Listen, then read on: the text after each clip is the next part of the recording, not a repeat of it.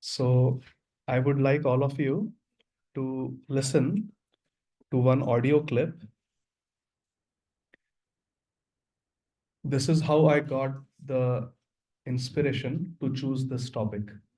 Doing everything first class for Krishna. This is His Holiness Srila Bhakti Charu Swami Maharaj.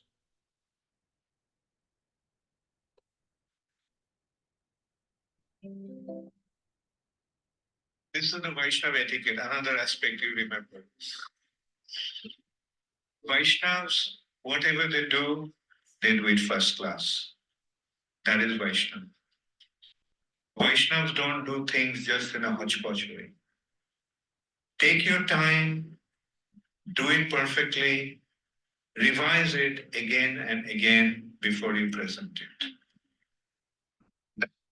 Hare Krishna. Hare Krishna. So when I heard this is a very beautiful clip I shared with my beloved friend, His Grace Adi Gadadhara Prabhu, and Prabhuji can share with all of you.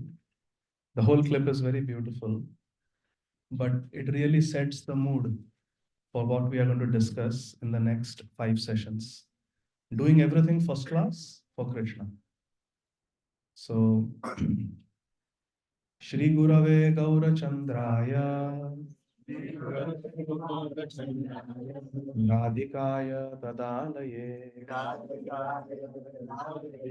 Krishnaya Krishna Bhaktaya Tadbhaktaya Namo Namaha. Om Namo Bhagavate Vasudevaya.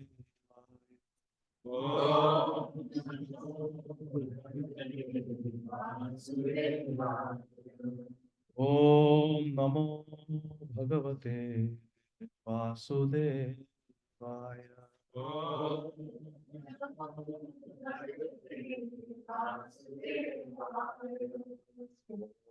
Namo Bhagavate Vasudevaya.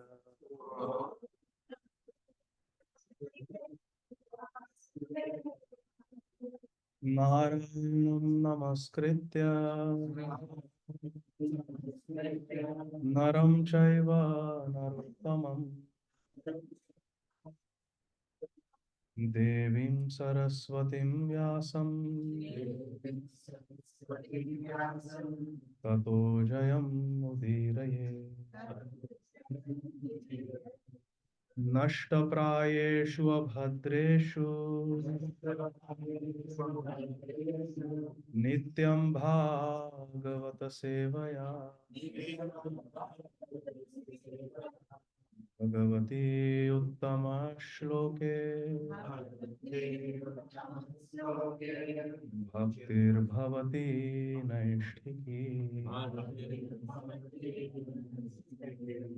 Krishnaya Vasudevaya Devaki Nandana Nanda Gopa Kumaraya Govindaya Namo Namaha. Namaha Pankajanaභaya Namaha Pankajamaline Namaha Pankajanetraya Namaste Pankajangraye Aradhyo Bhagavan Vrajeshatanayas Tadhama Vrindavanam Arayo Bhagavan Rajeshatanaya Gadhama Vrindavan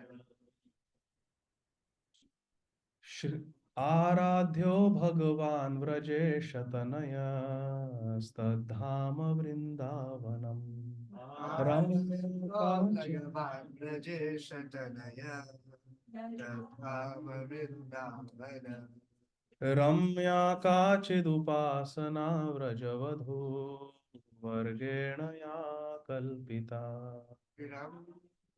काचिदुपासना व्रजवधू वर्गेण या कल्पिता श्रीमद्भागवतं प्रमाणममलं प्रेम पुमरतो महा श्रीमद्भागवतं प्रमाणममलं प्रेम पुमरतो महा Sri Chaitanya महाप्रभोर्मतमिदं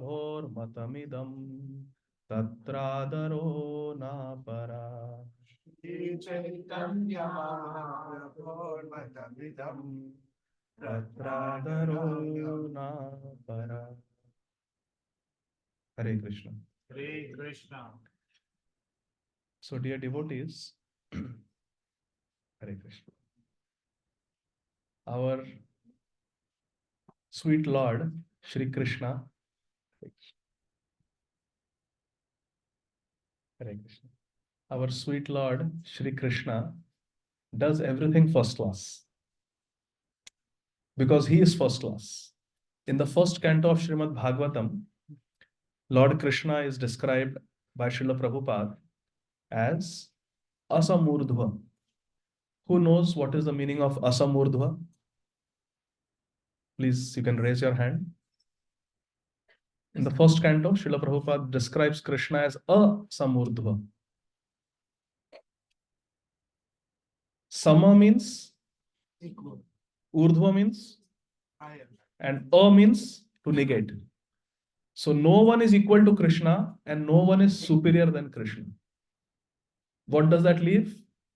Everyone is Ekela Ishvara Krishna Arasava Bhritya Jai Jaise Nachai Taise Kare Nritya. Ekela Ishvara Krishna Arasava Bhritya.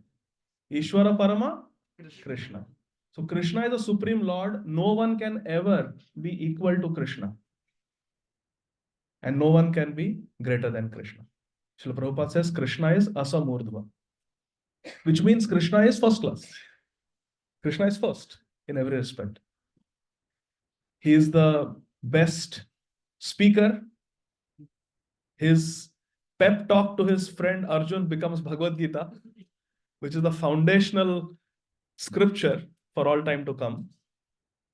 Just now when we came, devotees were singing Shri Madhurashtakam. Everything about Krishna is very sweet. His walking is sweet, his dancing is sweet. Even his stealing is sweet. Shri Belomangal Thakur writes, Chauragra Ganyam Purusham Namam. Like there is Madhurashtakam, there is Chaurashtakam. So whatever Krishna does, he does it first class. Srila Prabhupada writes, if we want to go to the sun planet, if we want to live on the sun is fiery planet. Then what type of body do we need? Fiery. So if Krishna is first class and we want to associate with Krishna, what do we have to become? We also have to become first class because Krishna is first class. If Krishna is first class and we want to serve Krishna, then we also have to try to become first class. So does that mean we start competing with other devotees? Start pulling them down? So what is the meaning of being first class? First means everybody should be second. Correct or not correct? So what is the meaning of first class? Huh? Yes, we should try to be the best versions of ourselves. Arjun was not competing with Bhim with the mace club fighting, nor was Bhim competing with Arjun with the bow and arrow. Krishna has made all of us in a unique way. All of us have our own unique abilities and talents. All of us are supremely relevant because Krishna loves all of us. And therefore, we should try to be the best first-class version of ourselves. We should not look at others. We should not compete with others in an unhealthy way. We should compete with ourselves. How was I last year, this time? Have I increased my chanting? Have I increased the quality of my bhajan? Am I reciting more ashtakams? Am I reading more Srila Prabhupada's books now? We have to compete with ourselves and try to become more and more first-class versions of ourselves. So, in this regard, I have come up with an acronym. What does it mean to be first class? If we want to be first class, we should know what is the meaning of first class. Now, this acronym is not based on any Shastra. I'm giving a disclaimer. I just came up with this acronym, but it is based on the teachings of Shastra entirely. So, first class, FIRST CLASS. How many alphabets are there in first class? 10. And how many sessions we have? 5. So, there is one quality for each alphabet, and we will try to discuss 2 qualities in each session. So, F refers to being favorable to Krishna. Anukul to Krishna, favorable to Krishna. Who can tell me the verse from Shri Bhakti Rasamrita Sindhu of Srila Rupa Goswami, where Srila Rupa Goswami defines first class bhakti, Uttama bhakti? Who knows that verse?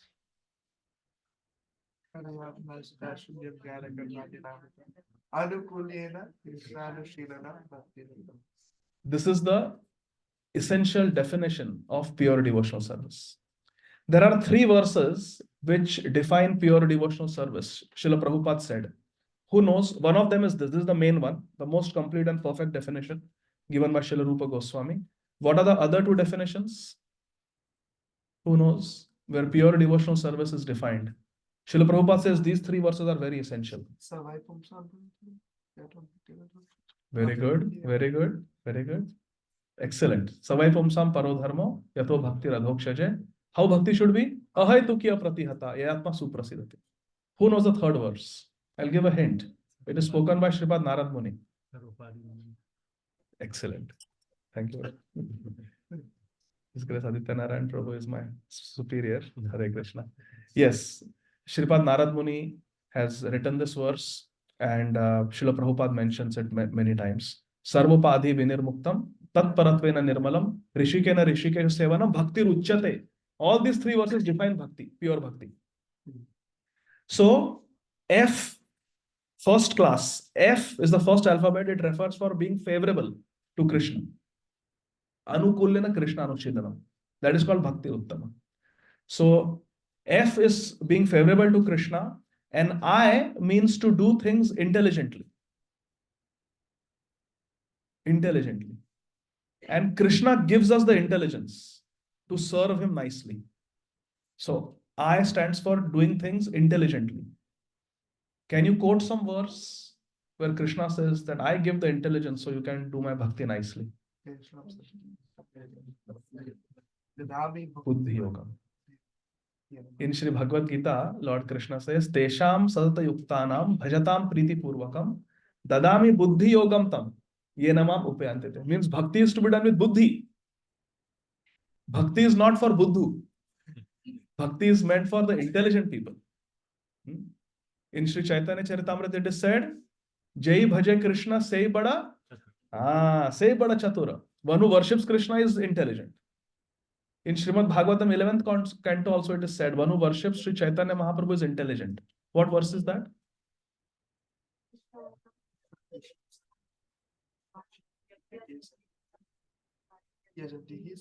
Sumedha. Those who are Sumedha, intelligent, they will worship Sri Chaitanya Mahaprabhu. And how they will worship Sri Chaitanya Mahaprabhu?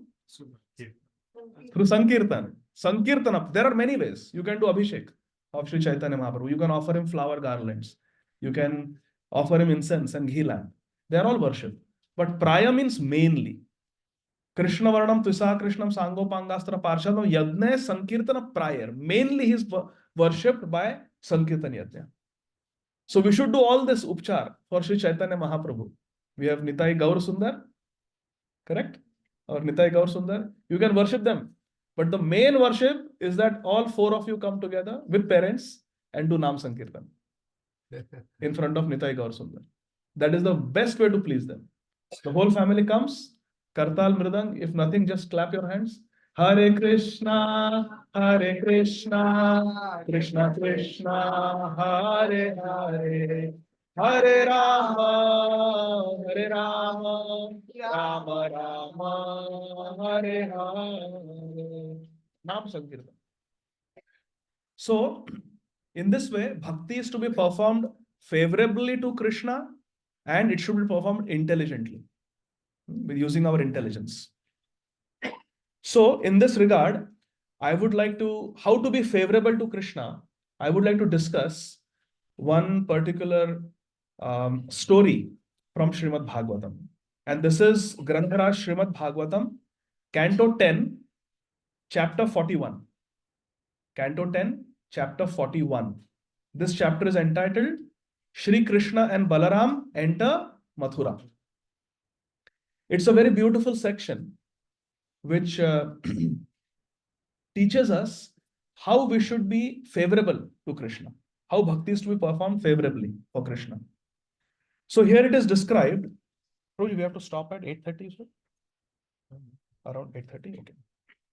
So here it is described that Krishna and Balram, along with Nanda Baba and the cowherd friends of Krishna, they have come to the city of Mathura because Akrur came as the messenger of King Kamsa that please come to Mathura and there is a wrestling competition.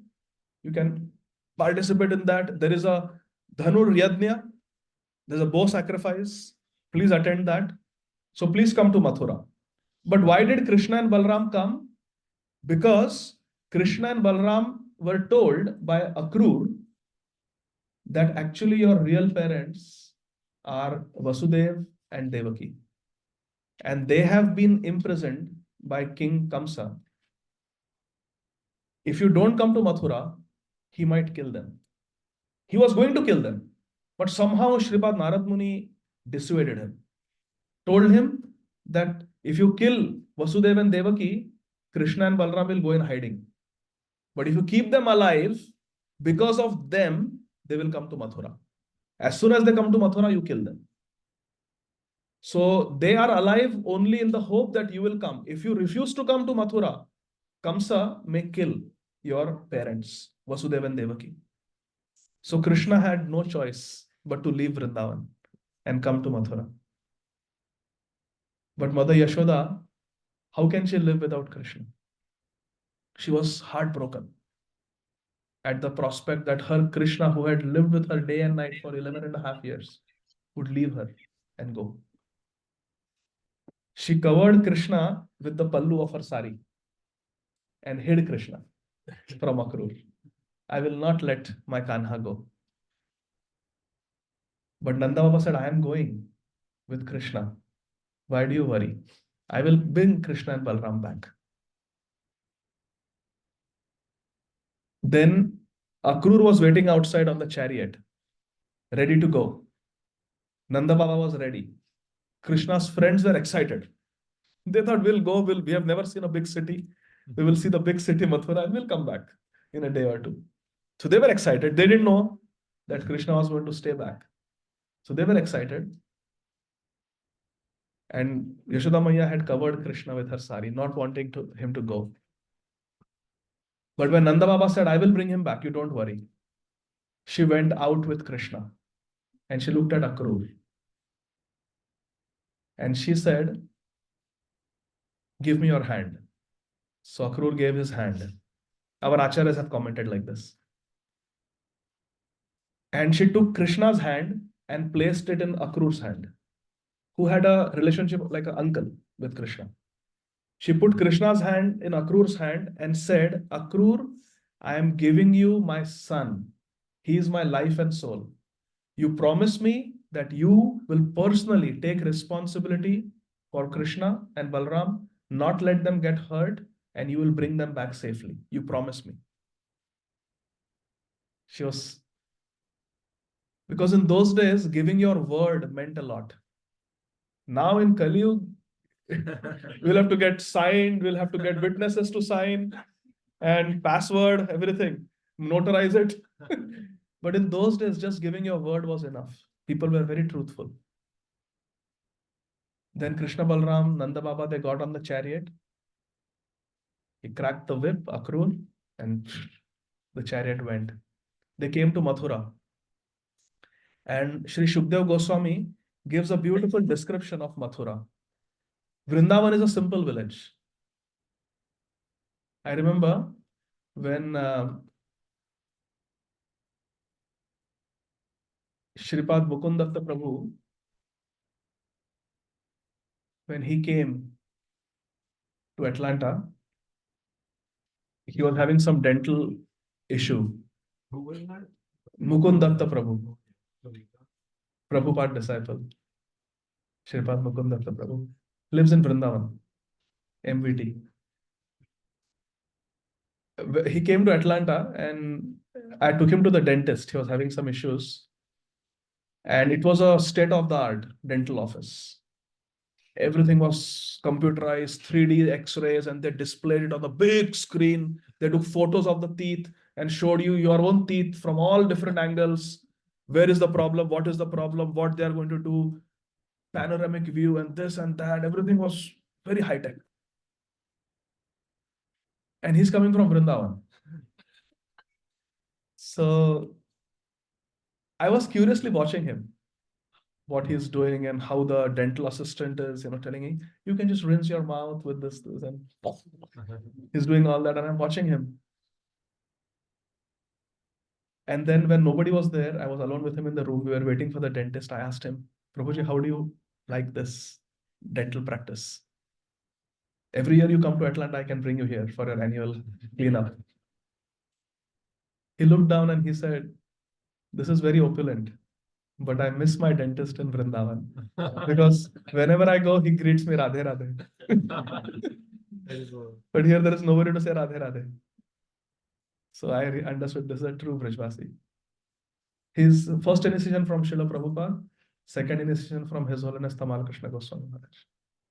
Very nice devotee, very advanced. So Vrindavan is a simple place, my dear friends. And from Vrindavan, Krishna Balram have come with their friends, Nanda Baba. They're looking at all these big buildings, tall archways, manicured gardens, and people are very cultured, very high class. Everything is very sophisticated. The houses are made of marble, furniture is made of ivory and gold. Not like Vrindavan. You roll in the dust. You just pluck fruits from the trees and you eat them, and your plate is made up of leaves. Vrindavan is very simple village life. And they come to this big city. But Krishna is all attractive. And just like Krishna attracted the gopis, the women of Mathura also got attracted. Because Srila Shukdev Goswami in verse number 24 says, Tam savrishtav vasudevanandanav vritav vayasyair naradeva vartmana drashtum samiyo stvarita purastriyo harnyani chaivaruruhur niprotsuka. As soon as the women saw Krishna, Balram, they are going along the road in Mathura, they left what they were doing and they came to see Krishna. They climbed on the rooftops, the women of Mathura, so they could look at Krishna. So you have it? Okay. They're looking at Krishna.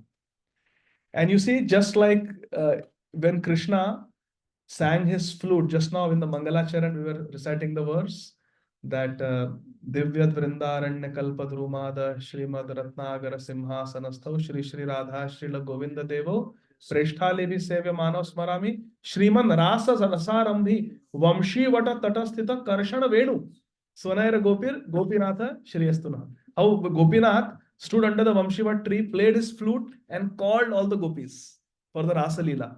And the gopis left what they were doing and rushed to Vamshivat to meet Krishna because Krishna was calling.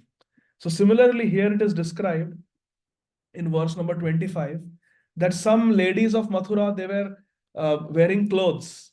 But as soon as they got the news that Krishna is on the road, he's walking, they left whatever they were doing and they ran to the terrace to get a glimpse of Krishna. Some of them forgot to put earrings. Some of them forgot to put ankle bells. Some of them had put makeup on one eye, not the other, but they just ran as soon as Krishna called. Krishna is so attractive. Some were taking their meals, they left their food just like that. Some were finishing their massage or bath and they just put on some clothes, hastily ran. Some were sleeping and they just woke up. Krishna is the best alarm. There are some devotees, their alarm tone is Prabhupada's Hare Krishna. Hare Krishna, Hare Krishna. So Krishna is the best alarm. As soon as they came to know Krishna has come, they got up and ran. Some mothers were feeding their child and they left the child and ran to get a glimpse of Krishna. This is happening in Mathura.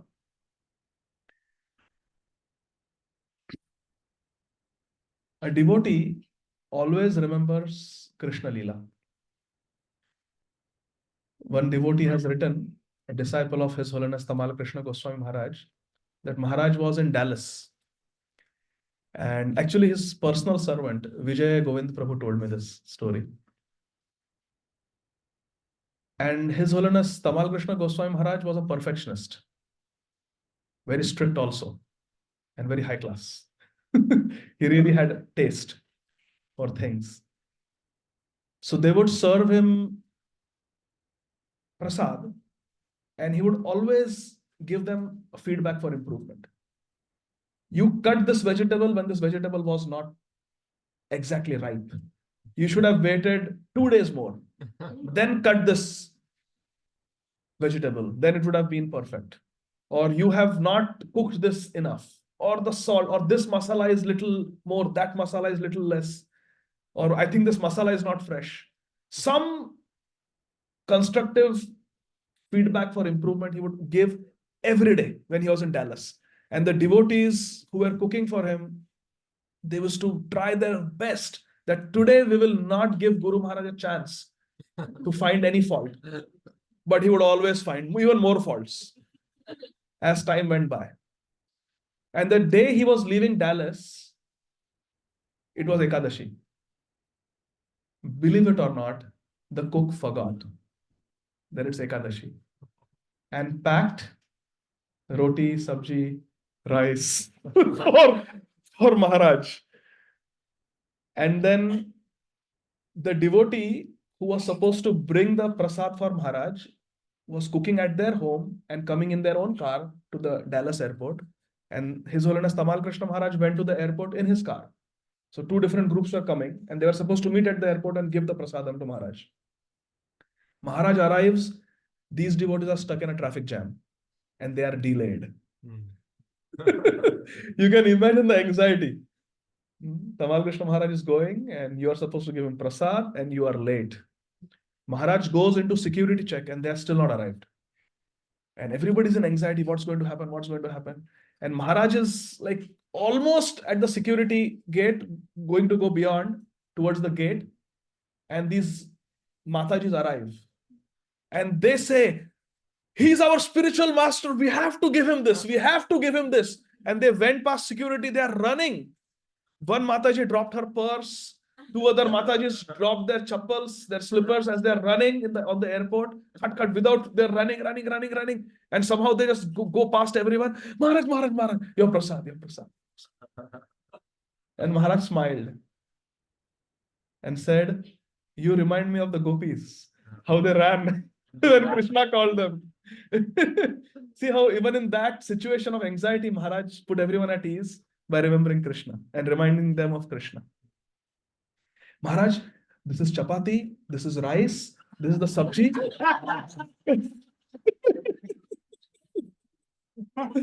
His Holiness Tamal Krishna Goswami Maharaj says, but today is Ekadashi.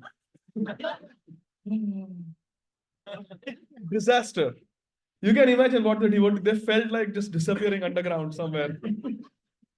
They didn't know what to say. And Maharaj smiled and said, no problem. If I'm hungry on the flight, they will give me some fruit juice and I will drink it. Maharaj, we get the best fruits available in the Dallas market. We freshly make it and give you, and you tell us that, oh, this is not right, that is not right, this is not proper. Maybe this was ripened artificially. I can make out from the taste. You would always find fault in the fruit juice that we gave you. That fruit juice is made by some factory. We don't know how many months ago. It's pasteurized. It's from a concentrate. Maharaj, how will you have that? Oh, no problem. Maharaj, no problem. I will have it. No, no worries. But Maharaj, in Dallas, you were so strict with us, always finding faults in our cooking and correcting us. Maharaj said, see, when you are cooking in the temple, you are cooking for Radha Krishna. And as your spiritual master, it is my duty to train you to be first class. As far as I am concerned, I can manage with third class also. But when you cook for Krishna, it is my duty to train you to do it first class. Hare Krishna. So the ladies of Mathura, they left everything and they ran to take darshan of Krishna. And when Krishna and Balram were walking along the road of Mathura, they came across the personal dhobi, the personal washerman of Kamsa. Very exalted position. You are the dhobi of the king. You wash the clothes of the king. So very respectable. He was a first class dhobi. or so he thought. So he thought he was a first class dhobi. He was going and he had washed the clothes of Kamsa, and they were royal clothes. And here is Krishna Balram wearing their simple dhoti, simple uttariya with their village friends, and they are walking and they are looking at the big city of Mathura, and they suddenly see this washerman going with nice, freshly washed clothes, which look very opulent and royal. Krishna tells, should we read also our story? Yeah, sure. Yeah. So let's go to verse number 32. This is Srimad Bhagavatam, Canto 10, chapter 41, verse number 32. Because see, my words may be faulty, but the words of Sri Shukdev Goswami and the disciples of Srila Prabhupada who have translated, they are perfect words. So we will make spiritual advancement by reading the words of the Shastra. Rajakam kanchid ayantam Rangakaram Gadagrajah Drishtva Yachata Vasamsi Dhautan At Uttamani Cha. So seeing a washerman approaching who had been dyeing some clothes, Krishna asked him for the finest laundered garments he had. Krishna stops that washerman and says, you've got some nice clothes. Why don't you give them to me and my friends and my elder brother? And Krishna was very polite. So in the next verse, verse 33, Krishna says, please give suitable garments to the two of us who certainly deserve them. If you grant this charity, you will undoubtedly receive the greatest benefit. Now, usually people do things because they expect something in return. Krishna understood that why will he give me just like that? He said, you give it to me and I will reward you amply. Just give those garments to me and my brother. But what happened? When you give a good instruction to a foolish person, the person becomes angry. Srila Prabhupada quoted Chanakya Pandit in this regard. Updesho hi murkhanam prakopaya hi kalpate. That if you give a good updesh to a murkha, a foolish person, less intelligent person, the effect will be that they will become angry. Why are you advising me? Like that, they will get angry. But a devotee, a humble devotee, when gets a constructive feedback, they take it very well. They take it in the right spirit. In fact, they ask for feedback. Once a feedback was been given to a devotee, and the person giving the feedback asked, is it okay if I give you a feedback, Prabhu? This devotee with genuine tears in his eyes folded his hand and said, yes, feedback is a gift. It's a gift. Please give. I want it. Only through feedback will I know how I can improve. So this washerman, he became very angry when he heard the request from Krishna. And he replied in a very insulting way. I don't even want to read his words. In verse number 35, I don't want to read. But to understand the Leela, we have to. So this washerman told Krishna and Balram, you impudent boys, you uncultured, uncivilized boys, forest dwellers, you are asking for these garments? These garments are meant for the king.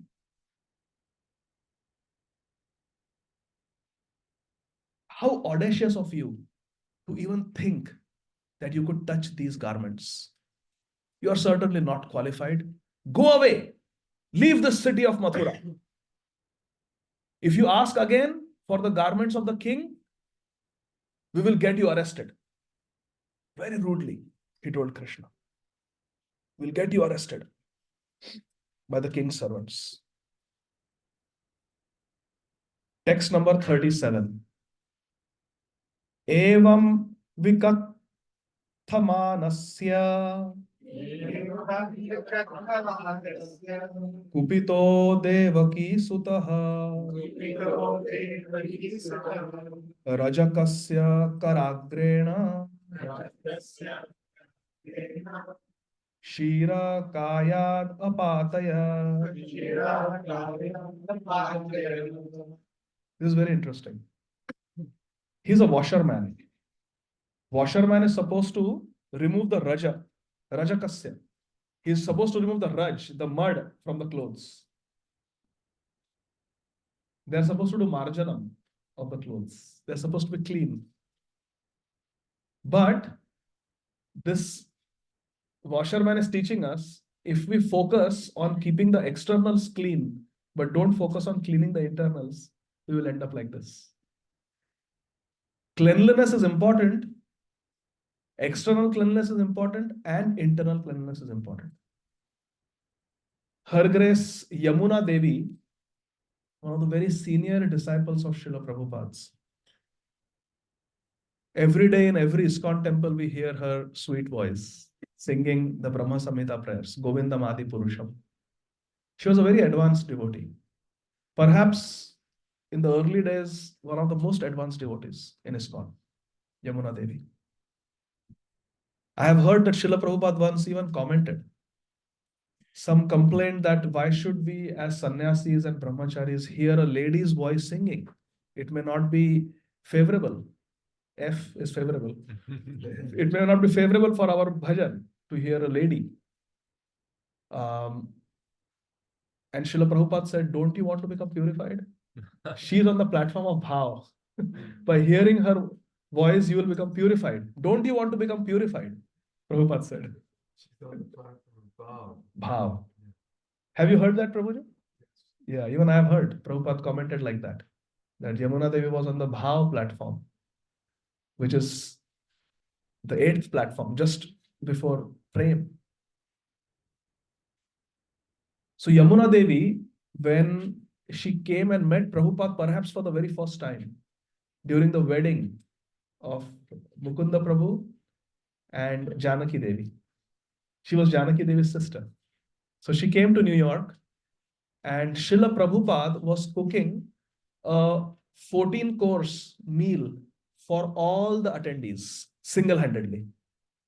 And Jamuna Devi was interested in cooking. So she asked Prabhupada, Swamiji, can I assist you? Sure.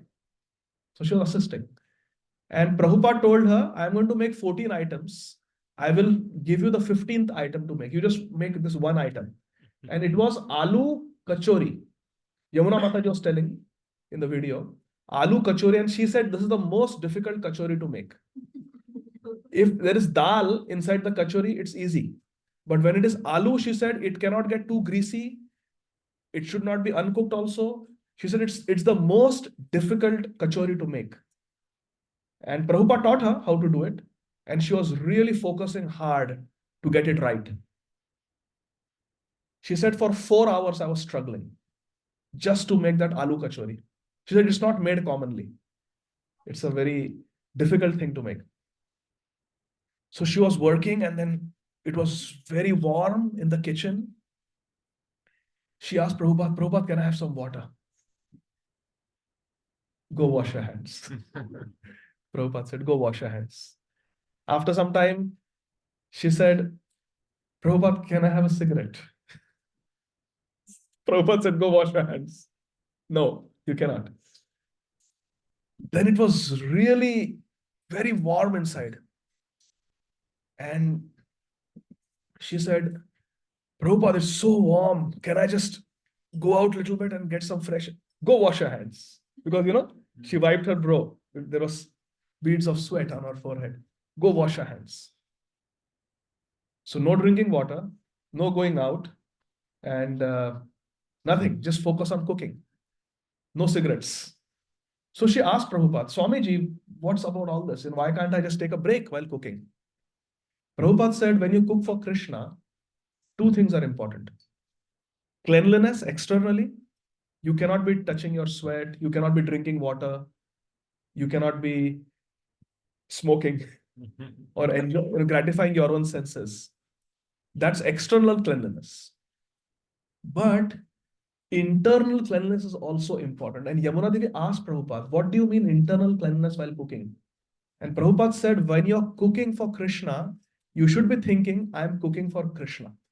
I am cooking for Radharani. I am their maid servant cooking for them. Therefore, my bodily needs don't matter at this time. You have to be completely Krishna conscious while cooking. Completely Krishna conscious while cooking. So she said, in my very first meeting, on the very first day in Krishna consciousness, Prabhupada taught me internal cleanliness and external cleanliness while serving Krishna. That is first class. So this washerman teaches us that externally one may be very clean, like he was carrying very fine, clean clothes, starched, probably ironed and tuck, very nice. But internally he was not clean. So external cleanliness is important, but internal cleanliness is also very important. So he got very angry. And what did Krishna do? We read this verse number 37. As the washerman thus spoke brazenly, Devaki Nandan, Devaki Sutta, the son of Devaki, that is Krishna, became angry. Krishna became angry. And then merely with his fingertips, Karagrena. Kara means your fingers of your hand, and Agra means the tip. Karagrena, he touched the neck of the washerman with the tip of his fingers, like this, and separated the man's head from his body. He beheaded him. Krishna. Two things we can take from this verse. The son of Devaki became angry. Kupito Devaki Sutta. Kupito means he became angry. The absolute is sentient, thou hast proved. Impersonal calamity, thou hast moved. What do we learn from this? That Krishna is supreme personality of Godhead, but he is sentient. Krishna has feelings. When Krishna is insulted, he feels bad. Srila Prabhupada writes in the purport, in the third canto, where Varahadev is mentioned. When Varahadev is coming out of the ocean, when Hiranyaksha comes and says, hey, amphibious beast, where are you going? When he blasphemes, Varahadev, Srila Prabhupada writes in the purport that Varahadev felt very bad. Oh, these are Jay and Vijay, these are my eternal servants. Look how he's talking to me. Which means Krishna has feelings. Krishna is a person just like us. The only difference is we are Anu and he's Vibhu. Srila Bhaktivinoda Thakur in Jaiva Dharma says, we are Anu Chid Vastu. We are small particle of Krishna. And Krishna is Brihad Chid Vastu. He's also Chid Vastu. He's a sentient being, but he's the greatest. Nityo Nityanam, Chetanas Chetananam. So one point is Krishna became angry, means when Krishna is insulted, Krishna is ill-treated, Krishna feels bad. Going to the other spectrum, when Krishna is pampered, when Krishna is showered with our love, Krishna feels happy. Krishna feels happy. Would you like to repeat a very beautiful verse from Sri Padyavali, compiled by Srila Rupa Goswami? This is one of my many favorite verses. This is one of the favorite verses. व्याधस्याचरणो ध्रुवस्य च वयो विद्या गजेन्द्रस्य का व्याधस्याचरणं ध्रुवस्य च वयो विद्या गजेन्द्रस्य का कुब्जाया किमुनाम रूपमधिकम् किं तत्सुदाम्नो धनम् कुब्जाया किमुनाम रूपमधिकम् किं तत्सुदाम्नो धनम् वंश को विदुरस्य यादवपतेरुग्रस्य किं पौरुषम् वंश को विदुरस्य यादवपते उग्रस्य किं पौरुषम्. This is the favorite sentence. Bhaktya tushati kevalam na cha gunair bhakti priyo madhava. Bhaktya tushati kevalam na cha gunair bhakti priyo madhava. All the kids, raise your hands. Those who are kids here, those who consider themselves kids. Lord Jesus Christ said we have to have childlike innocence to enter the kingdom of God. Sunday, day after tomorrow, when we come for Sunday feast, all of you recite this verse. So it's a verse for memorization. Can you all do it? You knew this verse? I have it. You have it, so make sure you share with all the bachas, all the kiddies. Everybody should memorize and recite as a chorus on Sunday. It's a very beautiful verse. Okay, so let's understand the meaning. Vyadhasya charana. Acharan means nice behavior. You know, we say sadachar, nice behavior. Vyadh means the hunter. Now, hunter can be Mrigari from Sri Chaitanya Charitamrita. Vyadh can be the Dharma Vyadh of Mahabharata. Vyadh can be Valmiki. So, what was the good acharan of the hunter who became a devotee? Srila Rupa Goswami is asking. Vyadhasya acharana. What was the nice etiquette that the hunter followed? Was he eating with fork and spoon? Was he not opening his mouth while chewing the food? What good manners did the hunter have? He was just living in the forest. But Ram, Ram, Ram, Ram, Ram, Ram, Ram, Ram, Ram, Ram. He became Valmiki Muni. Our Mrigari chanting Hare Krishna, Krishna Krishna, Hare Hare, Hare Ram, Ram, Ram, Hare Hare became the most gentle sadhu. So Vyadhas Acharana. What was the high culture or the mannerisms or etiquettes of the hunter? Vyadha. Nothing. Vyadhasya charanam Dhruvasya chavayo. And what was the age of Dhruv? He was in Kumar Avastha, 5 years old, not even Pauganda. So one cannot say that to become a perfect devotee of Krishna, to become a first-class devotee of Krishna, one has to be very highly cultured, have very perfect mannerisms. Not required, because the hunter became a first-class devotee. Vyadhasya charanam. Is it that to become a pure devotee, first-class devotee, one has to be very old? One has to have 50 years in Krishna consciousness. Like in the material world, to be able to vote, you have to be 18 years old. 17 years won't do. 17 and a half won't do. You have to be 18 years old. Is it something like that in bhakti? After initiation, after your spiritual birth, you have to wait 18 years to become a first-class devotee? No. How much time did Maharaj Khatwanga have? 1 second. Yeah. 1 second for the demigods. 1 muhurta. Bhagavatam says. He had 1 muhurta.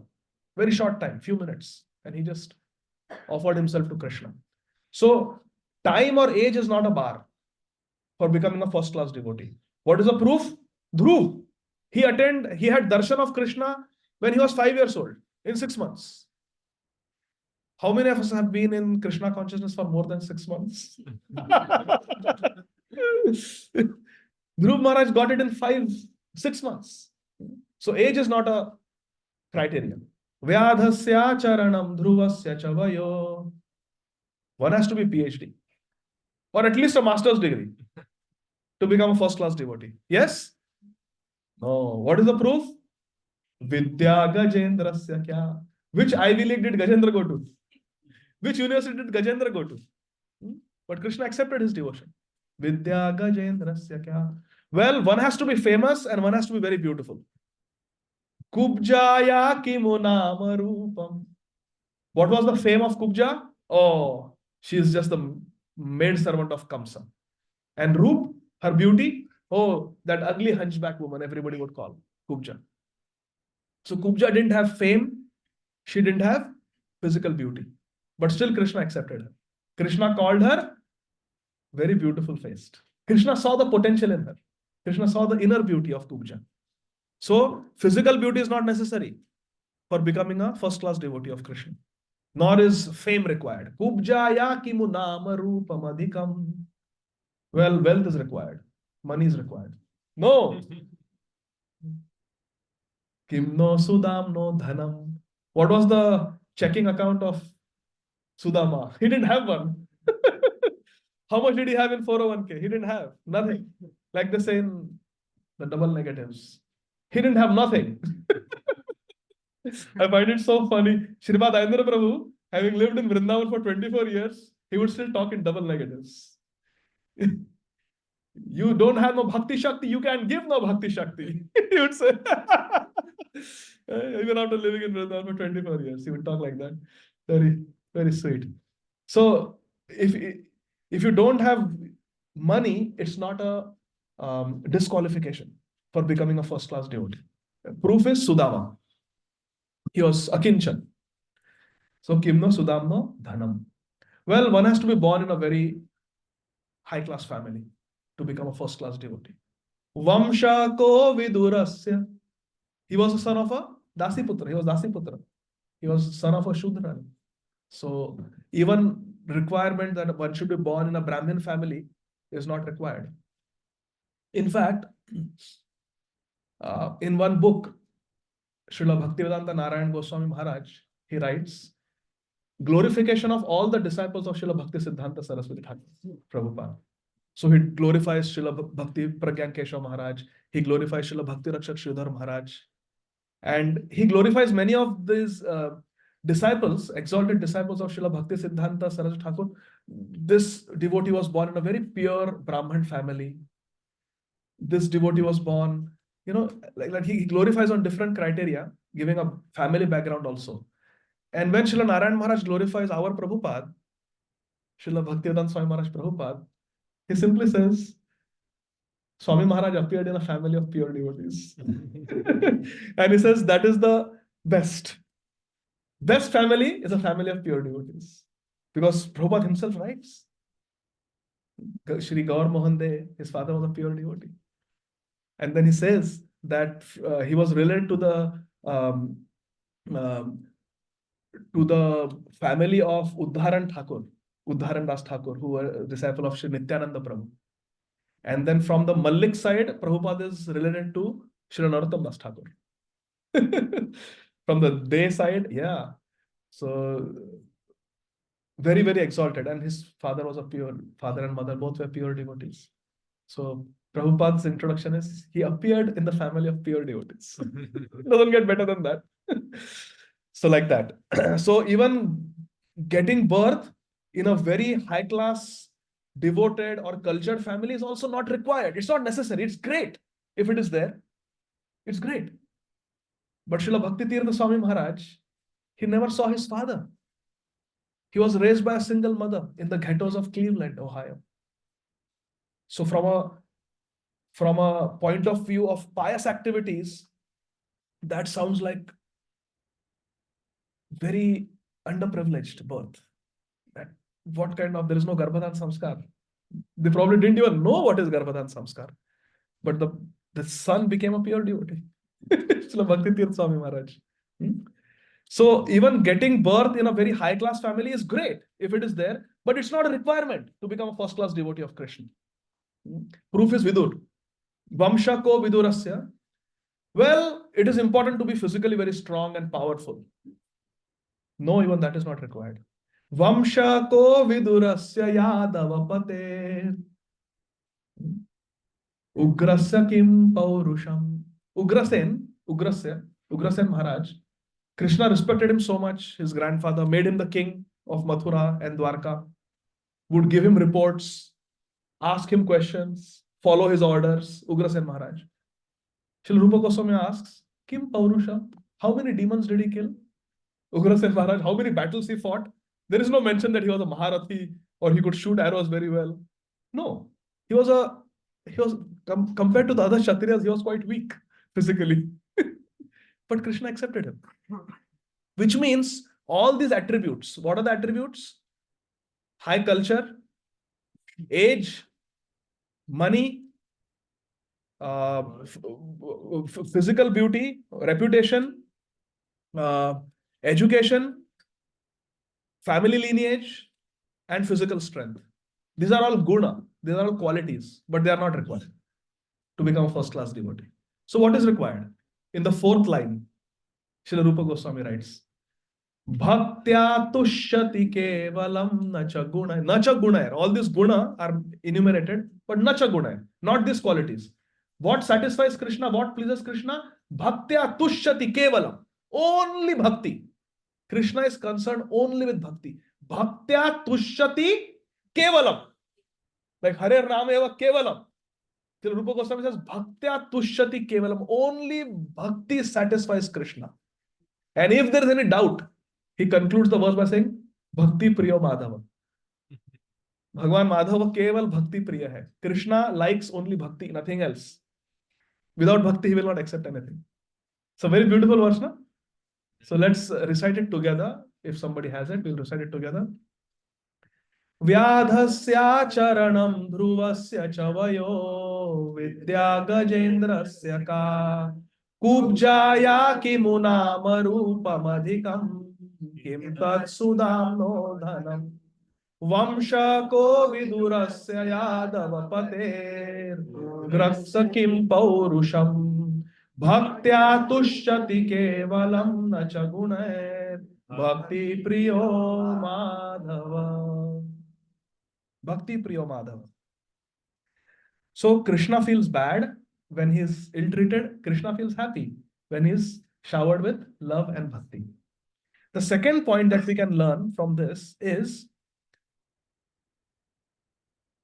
my spiritual master, His Holiness Radhanath Swami Maharaj, was asked, why did Krishna behead this poor washerman for such a small offense?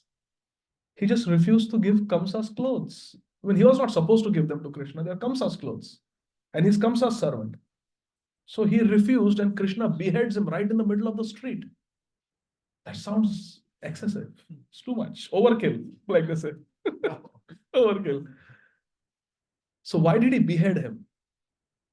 So my spiritual master, Srila Radhanath Maharaj said that look at this verse.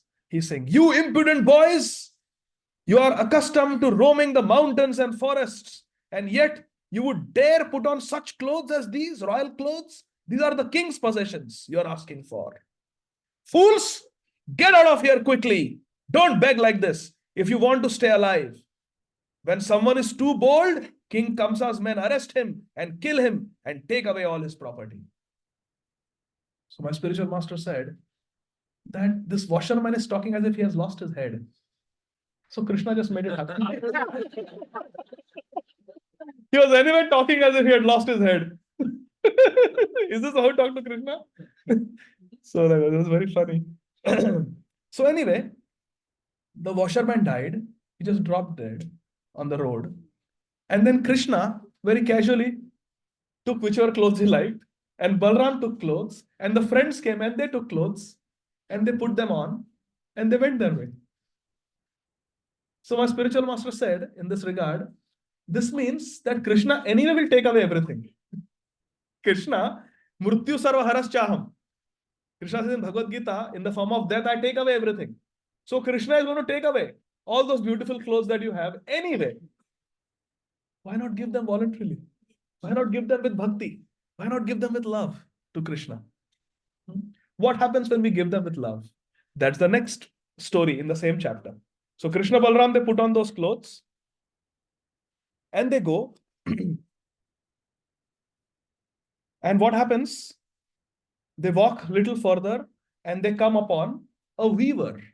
Weaver is one who makes garments. Now he is also Kamsa's weaver. He makes clothes for King Kamsa. So they come across this weaver. And this weaver, feeling affection for Krishna and Balram, without them even asking. So there Krishna had to ask, give those clothes. Here they didn't even have to ask. He saw Krishna Balram, spontaneously got attracted, and offered the clothes that he had. The clothes that he had freshly weaved himself. He had manufactured them in his house. He came and he gave those clothes to Krishna Balram and their friends. And they looked resplendent, as mentioned in verse 41. They looked resplendent and they looked as if they were decorated for a great festive occasion. So they accepted the clothes of this weaver. And then Krishna profusely blessed this weaver with not only good health, good wealth, but also spiritual perfection. See the difference? See the contrast between the washerman who lost everything and the weaver. Weaver got bhakti, the washerman got mukti. It is mentioned in Garga Samhita that this washerman, when he was beheaded, his soul came out, effulgent soul, and entered into the body of Krishna. Everybody saw. So he got liberation, Sayujya Mukti, impersonal liberation. But this weaver who voluntarily gave the clothes to Krishna and Balram to decorate them very nicely, he got bhakti, he got pure devotion. And he got all the material opulences available in this world. And then Krishna and Balram continued walking. And they met a Sudama. Now I say there are three Sudamas. There is a Sudama in Mathura, there is a Sudama in Vrindavan, and there is a Sudama in Dwarka. Who can tell who are the other two Sudamas? This is the garland maker, Sudama of Mathura. Who are the other two Sudamas? Sudama Sakha. Little Sakha. Where? Very good. He is one of the Dwadasha Gopals. Sudama. Shridam Sudama. So good, very good. And who is the Porbandar wale Sudama? Huh? The poor Brahman. Yeah, Sudama Vipra. There is Sudama Vipra, there is Sudama Sakha, and there is Sudama the garland maker. So, Malakar is the Malakar. He makes the garlands. So, Krishna and Balram on their own went to the house of this garland maker. Again, he used to make garlands for Kamsa, the king. These are all royal, first class weaver, first class washerman, and first class garland maker, because they are the top. That's why they were directly serving Kamsa. Kamsa would wear the garlands that he made. So Krishna Balram go to his house, and Sudama was so happy. Let's see verse number 44. Tayor asanam aniya padyam chargyar hanadibhi pujam sanugayos chakre sraktambulanulepanaihi. As soon as Krishna Balram entered the house of the Sudama, Atithi, they were completely unannounced. It was not planned. There was no flyer that went out that Krishna Balram are going to come. No, they just spontaneously went. He was so happy. He immediately got up. He welcomed them in the house with sweet words, offered them a comfortable place to sit, washed their lotus feet, and offered them worship with garlands, with tambul, sandalwood paste, and other presentation, incense, ghee lamp, everything. He started offering arti to Krishna and Balram. And then he offered a beautiful prayer in verse number 45. Prahana sarthakam janma pavitam cha kulam prabho pitra devarshayo mayam tushta agamane navam. Sudama, the Malakar, the garland maker, is saying, O Lord, my birth is now sanctified. Sarthakam janma. My birth has become sanctified. My family has become free of contamination. Pavitam cha kulam prabho. O Prabhu Krishna, my family has become pavitam, purified by your coming here. Now that you both have come here, my forefathers, the demigods and the great sages are certainly all satisfied with me. They've all become pleased with me because of your agaman, because of agaman of both of you. Now, there is a very important lesson here, my dear friends. The last word of this verse, the last word is Vam. Vam means you two. Sudama, the garland maker, is happy that Krishna, Balram both have come. Contrast this with Valmiki Ramayana, where when friendship is made between Sugriv and Ram, Sugriv gives exclusive attention only to Sri Ram, neglecting Lakshman. Therefore, when Ram sent him for the first time, go and challenge Vali, I will kill Vali when you are fighting with him. Ram did not shoot the arrow. He allowed Sugriv to be bashed up, beaten up severely by Vali. And somehow when Vali was about to hit his death blow on the chest of Sugriv, Sugriv somehow wiggled free from his grip and ran away. And then he met Ram. He said, Ram, what happened? You were supposed to shoot the arrow at Vali. You promised me. You never shot. Ram said, I could not distinguish between both of you, because you brothers look alike. But our acharyas have commented, Shri Govindaraj, disciple of Sripad Ramanujacharya, has commented that actually there is a deeper meaning in what Ram is saying. He said, I could not distinguish between Vali and you, Sugriv, which means Vali and Sugriv both are equally sinful. Vali was trying to kill his younger brother, and Sugriv, by insulting Ram's younger brother, is acting just as bad as Vali. Because Sugriv did not acknowledge Lakshman at all. Because what have I got to do with Lakshman? My friendship is with Ram. Ram is going to kill Vali. Ram is going to get me my wife Ruma back. Ram is going to get me my kingdom back. See that attitude? But who is Lakshman? He's Adi Guru.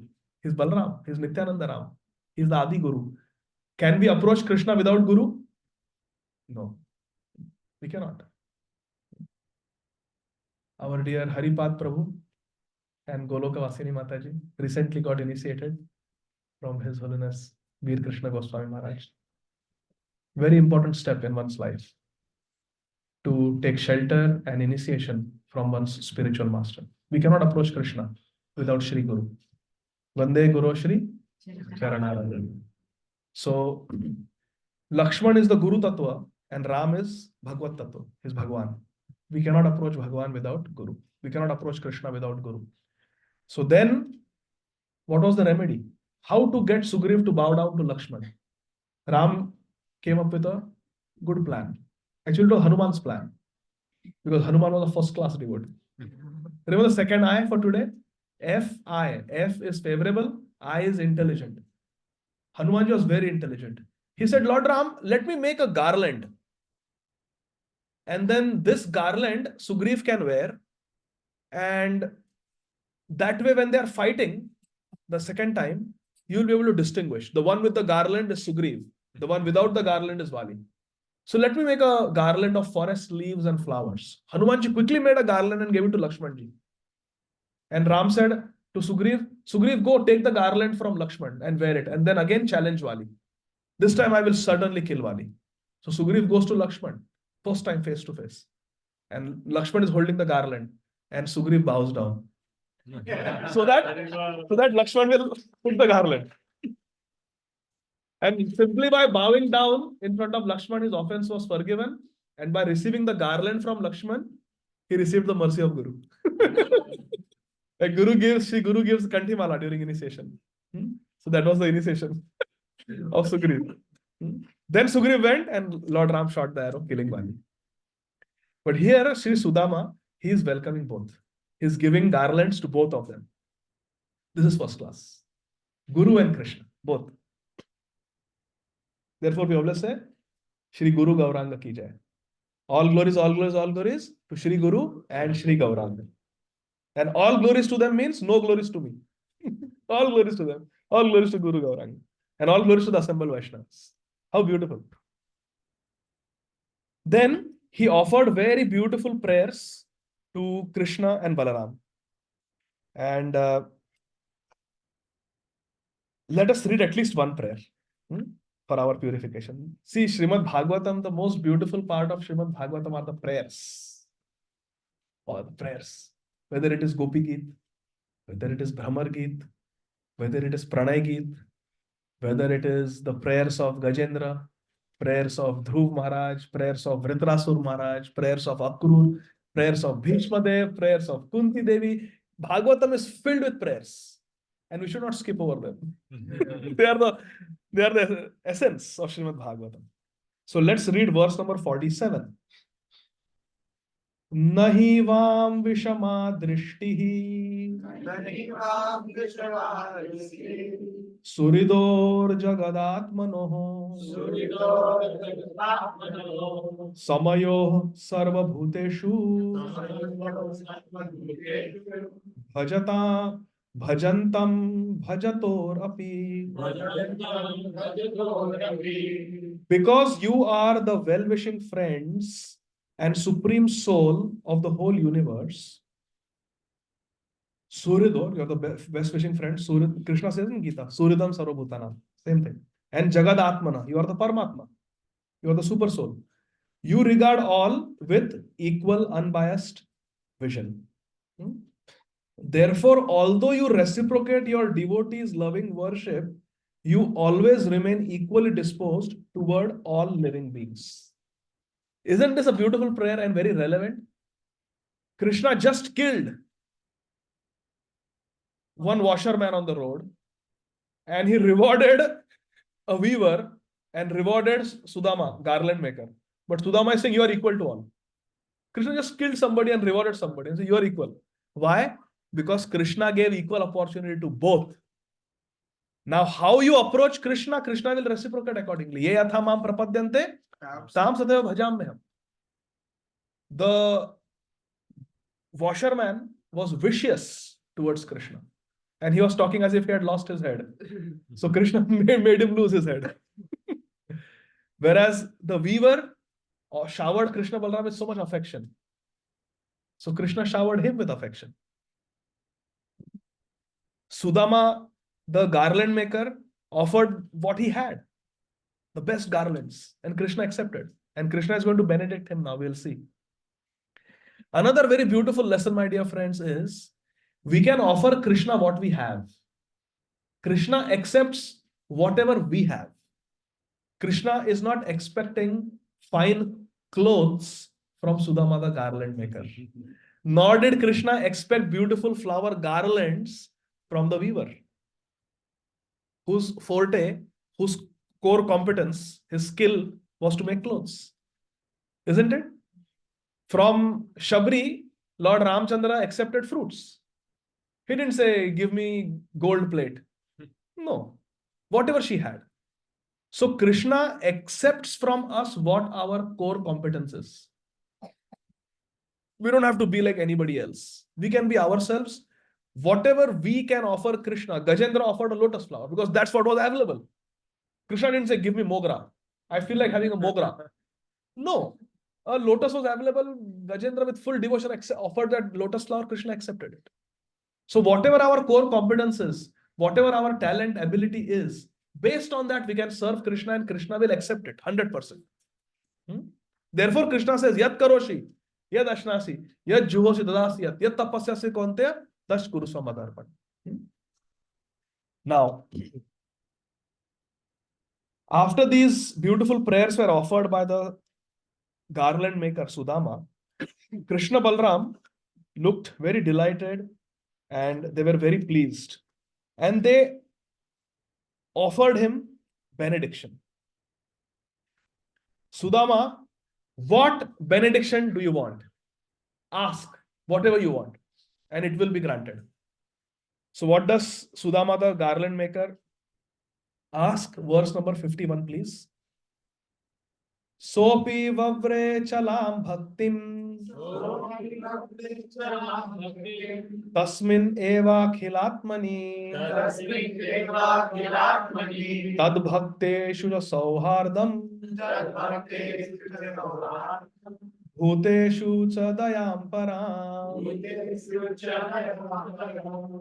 Very beautiful prayer. Can anyone tell me, in essence, What is Sudama the garland maker asking?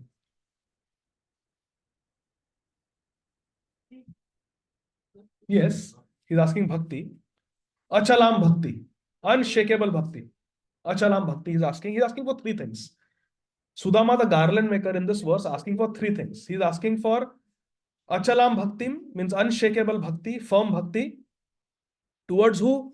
Akhilatmani, towards Krishna. Not for somebody else, for Krishna. Bhakti for Krishna. Tad bhakteshu cha saurhardam. Friendship with Krishna's devotees. I want bhakti for you, Krishna, unshakable bhakti. I want friendship with your devotees, Krishna. And bhuteshu cha dayam param. And I want to have transcendental compassion, daya, towards all living entities. What is this? What is he asking to become? A Gaudiya Vaishnava? He is wanting to become a first class Madhyam Adhikari. Prema Maitri Kripopeksha Yaha Karosi Samadhyama. 11th canto Srimad Bhagavatam, the Navayogendra, they describe that we as devotees, my dear friends, this is very important, so everybody please pay attention. If I ask you, why have you come to ISKCON? Why have you come to Krishna consciousness? What would you answer? Krishna Prasad. To get the mercy of Krishna. Very good. What else? Oh, Krishna Prasadam. Very specific. This. Hare Krishna. Yes, Krishna Prasadam is not different from Krishna. No. My question is, why did you join ISKCON? Why did you join the Krishna consciousness movement? All of us have joined ISKCON or Krishna consciousness for only one reason. We have become Gaudiya Vaishnavas or we have become Vaishnavas only for one reason, all of us. What is that? To engage in loving service with Krishna. Okay, engage in the loving service of Krishna. Very good. What else? Connected. Huh? The main reason that I know I joined was because the philosophy connected immediately. We agreed with the philosophy. The philosophy sounded right. You connected with the philosophy. Yes, very good. The institution. Whole thing. The whole thing. Krishna and the deities, the devotees. The whole package. Hare Krishna. Establish a loving relationship with Krishna. Yes. Wanted to follow and serve a perfect guru, Srila Prabhupada. Wanted to serve and follow a perfect Guru, Srila Prabhupada. Very good. Go back To be happy. Very good. go back to Go back to Godhead. Very nice. Prabhupada writes that. The purpose of life is to go back. Even Krishna says in Bhagavad Gita so many times, come back to me. Come. Man mana bhavam bhaktamadhyaji mamnosu mam evashas. Tasmat sarveshu kaleshu mam anuswara yudhaya. Maya arpita manobuddhir mam evashasi. Asamshaya. Krishna is giving the formula how we can go back to him. Yes, that's the reason. But if we were to include all these reasons, including Prasad, if we were to include all these reasons and come up with one reason why we all are here today, give love and to give love and to have love, desperate,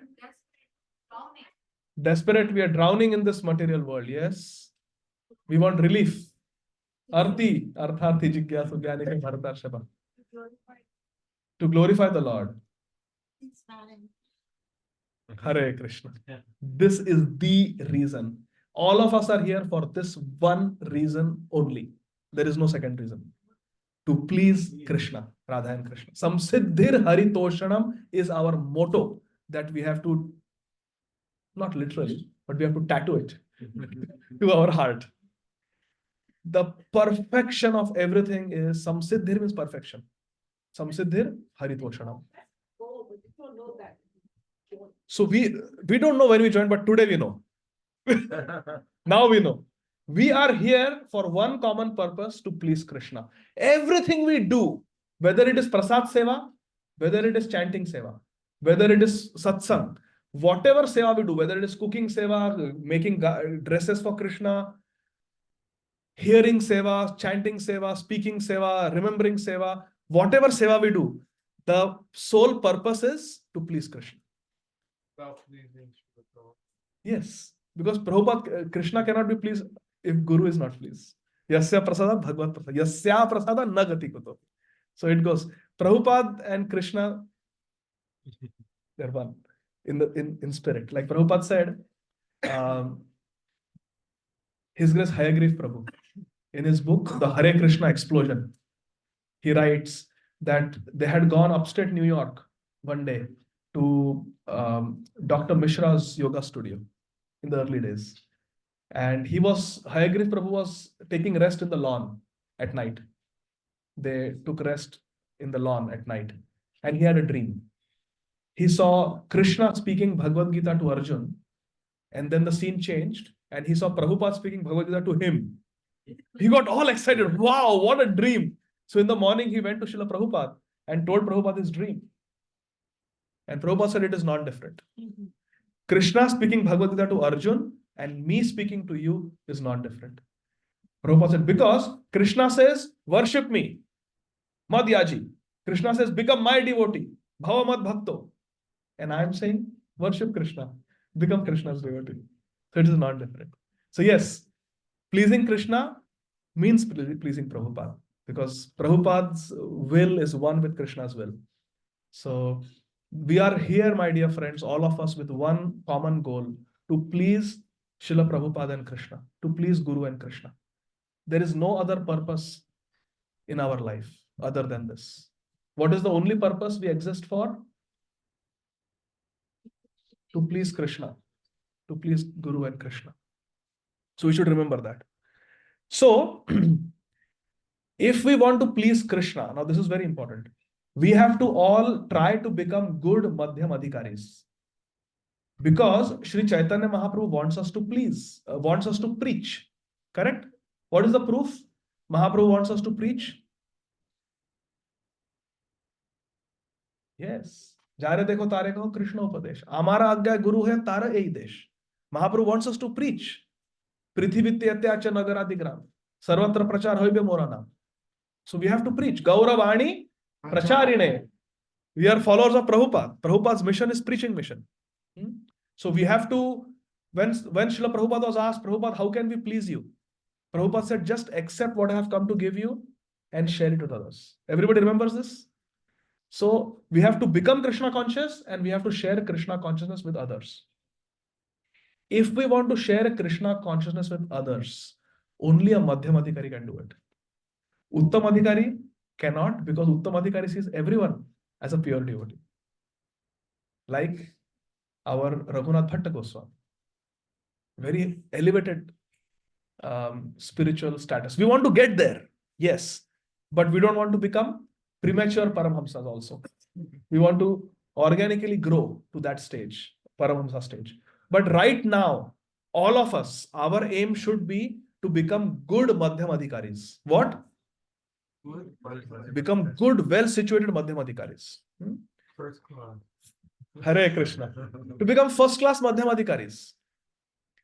Kanishta Adhikari cannot preach effectively because lacks Shraddha and lacks Shastra Yukti, lacks faith and lacks knowledge of Shastra, scriptures. So Kanishta cannot preach.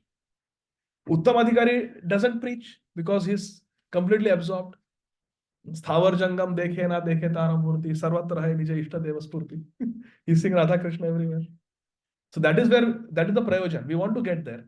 But right now, our aim should be to become good, well-situated, first-class Madhyam Adhikaris.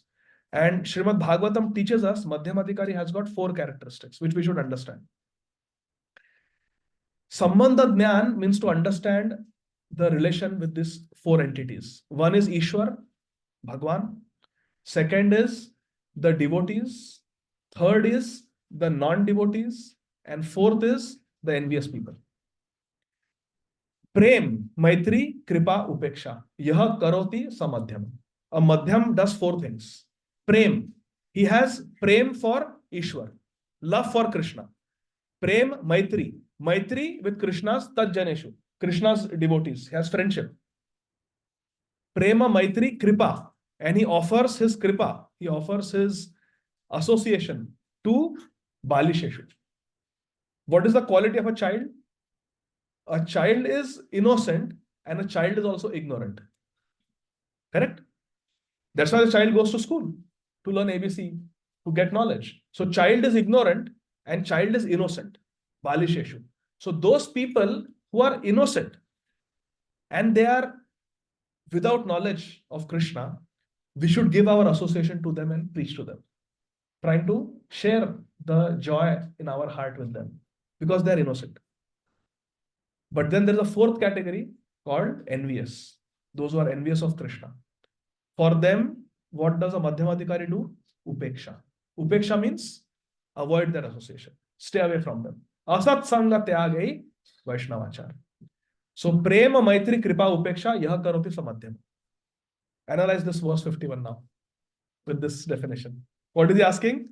I want bhakti, achalam bhakti. I want unshakable bhakti for Krishna, means I want love for Krishna. Tad bhakteshu just sauhardam. I want friendship with your devotees. And bhuteshu ja dayam param. I want to have kripa, daya for the innocent people. So he wants to become a first class Madhyamadika. This is his prayer. And Krishna granted all that and more. Krishna gave him material opulence. Krishna gave him everything that he wanted, plus what he prayed for. He gave him pure bhakti. He gave him friendship with the devotees and gave him the ability to preach to the innocent people in general. Now the conclusion of the class. Garga Samhita gives additional details to this pastime. Would you like to know? Garga Samhita tells us who the washerman was in his previous life, who the weaver was in his previous life, and who Sudama the garland maker was in his previous life. So I will quickly narrate this. This is from the 5th canto of the Garga Samhita. Shripad Narad Muni is being asked by Maharaj Bahulashva of Mithila.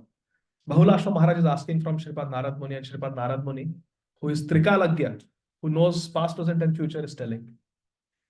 So first is the washerman. Shripad Narad Muni says that in Treta Yuga, when Lord Ramachandra was manifesting his pastimes in Ayodhya,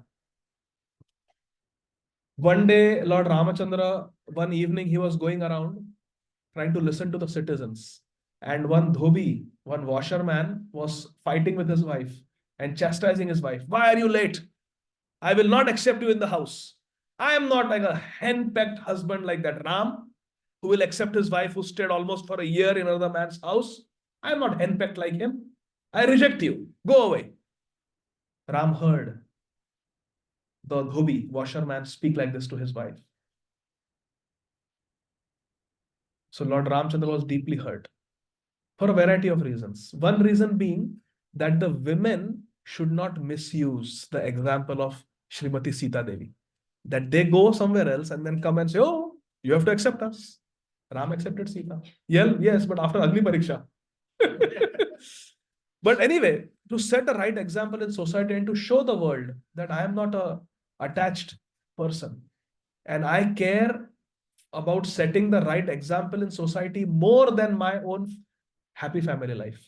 I am willing to give up my happy family life to set the right example. If my example is going to lead to misunderstanding and people misusing my example, then I want to set things right, even at the cost of my own personal happiness. This is Ram and Sita. External reason. Internal reason is they wanted to taste Vipralamba. They wanted to taste Vipra. Srila Gaur Govind Maharaj writes this. They wanted to taste Vipralamba. So they voluntarily separated. But anyway, when Lord Ramachandra heard this washerman Dhobi blaspheme him and blaspheme Sitaji like this, he is Maryada Purushottam. He didn't want to punish him, but he punished himself. But when Ramchandra came as Krishna, this washerman appeared as a washerman in Mathura. Same Dhobi of Ayodhya became the Dhobi of Mathura.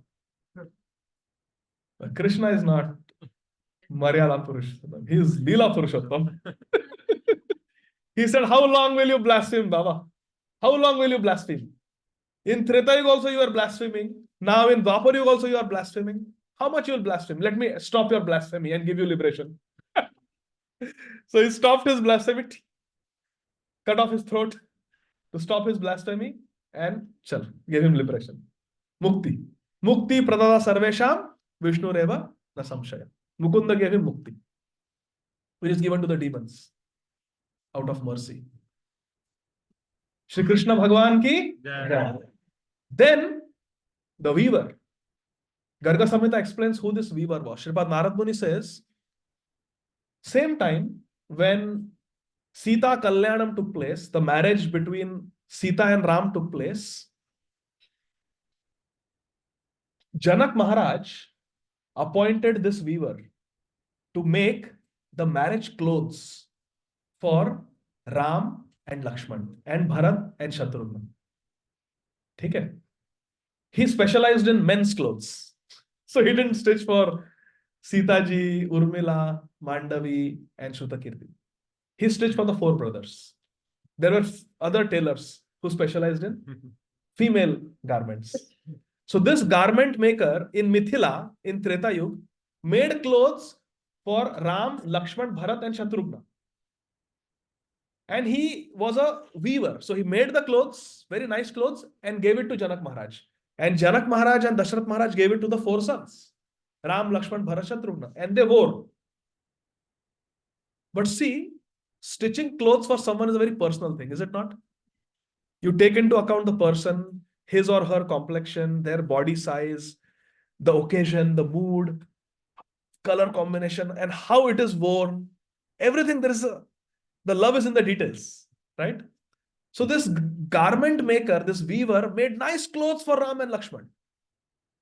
But the way the royal servants put them on for Ram and Lakshman, this weaver was looking, he was attending the marriage ceremony, he was looking at Ram and Lakshman, he was thinking, I had stitched that cloth, it should have been on the left shoulder, not right shoulder. This should have been tucked here, not there. He was thinking like this, that, oh, if only I could personally do it.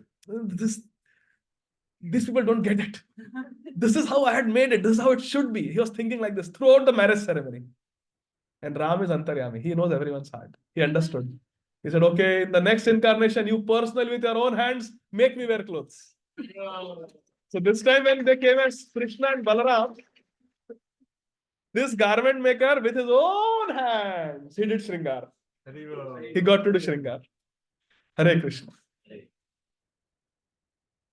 And then finally, the Sudama garland maker. Not garment maker, garland maker. In his previous birth, his name was Hema Mali. Shripad Narad Muni is explaining.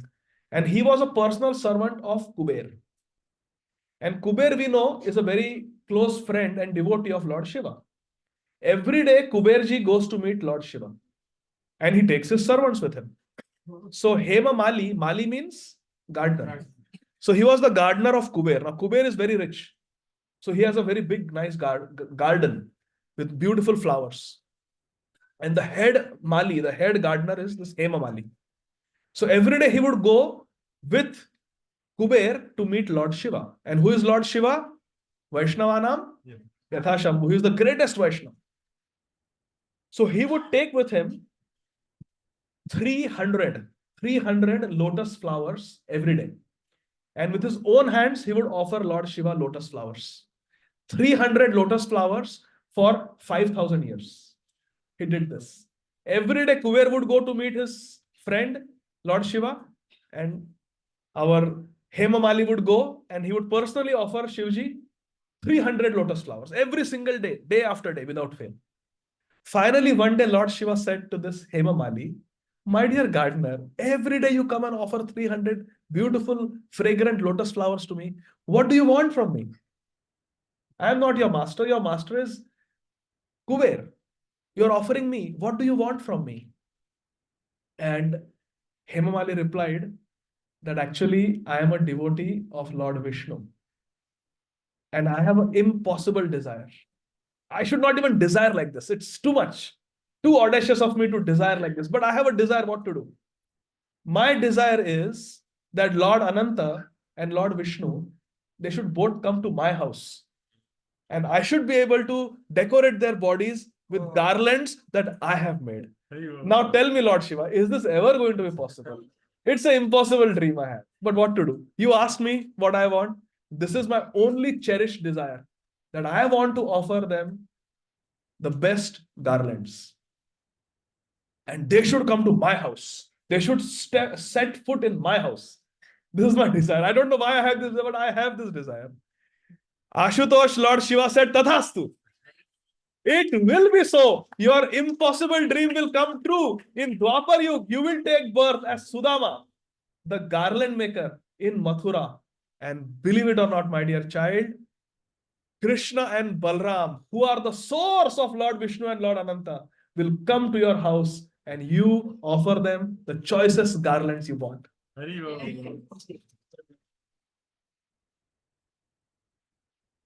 So he became Sudama. And Krishna Balram came to his house and allowed him. He didn't even invite. They came. Satyam vidhatum nijabhritya bhashitam. To make the words of Lord Shiva true, Krishna Balram came. All of you heard this story? All of you heard this story, right? Hare Krishna. But the story doesn't end here, my dear friends. Hari Ananta, Hari Katha Ananta. This same story that I'm telling you from Garga Samhita, couple thousand years ago, one Bhagavad Kathakar was speaking from Srimad Bhagavatam. I beg your pardon, not Garga Samhita, but the story of Sudama, the garland maker from Srimad Bhagavatam, 10th canto, was going on somewhere in South India in a Bhagavad Katha.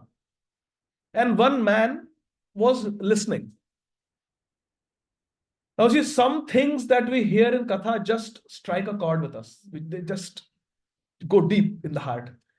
Have you experienced that? Something we hear in Katha and it just goes deep. So this simple man, he was listening to this Bhagavad Katha, the same Katha that all of us heard today. Story of Sudama, the garland maker of Mathura. How he offered garlands to Krishna Balram and they were very pleased with him. He heard the story, the Katha ended, he got up and left, and he just carried this story in his heart. And he was so inspired by the story of Sudama, he said, that's it. Today, in the Bhagavatam class, I found the mission of my life. I will make a garland for Krishna every day of my life.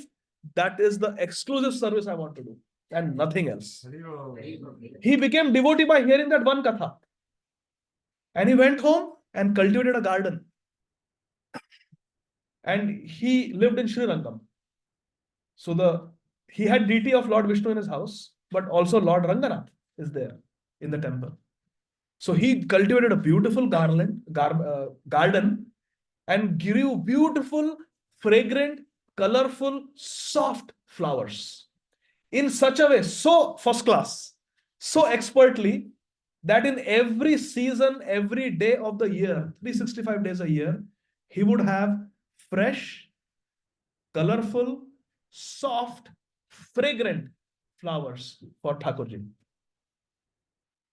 And he made the most exquisite garland of choicest flowers with tulsi leaves and tulsi manjaris every single day. He had a huge garden, and that was his exclusive service. Nothing else. His whole day revolved around watering those plants, giving them fertilizer, manure, so that tomorrow the flowers will come.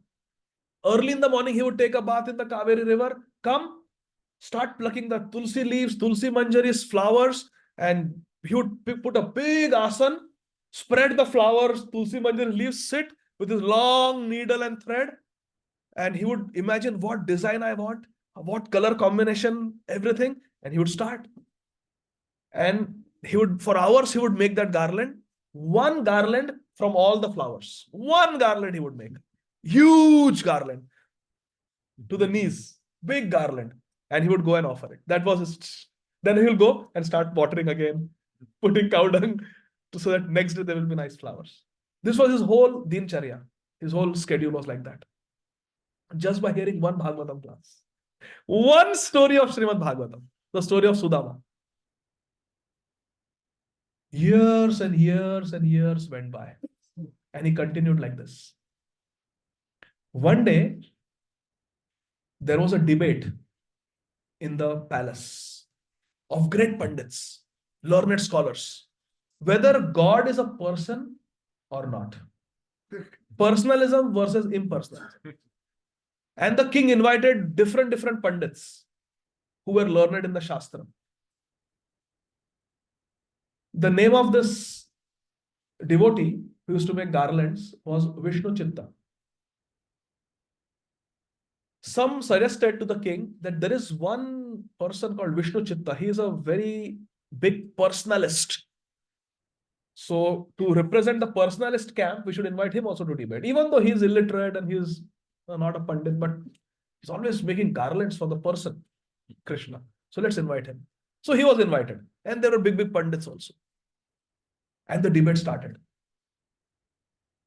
And the impersonalists were winning. And in the end, when the impersonalists almost had won, and they said, any final comments from the bhaktas? Our Vishnu Chitta raised his hand and he stood up.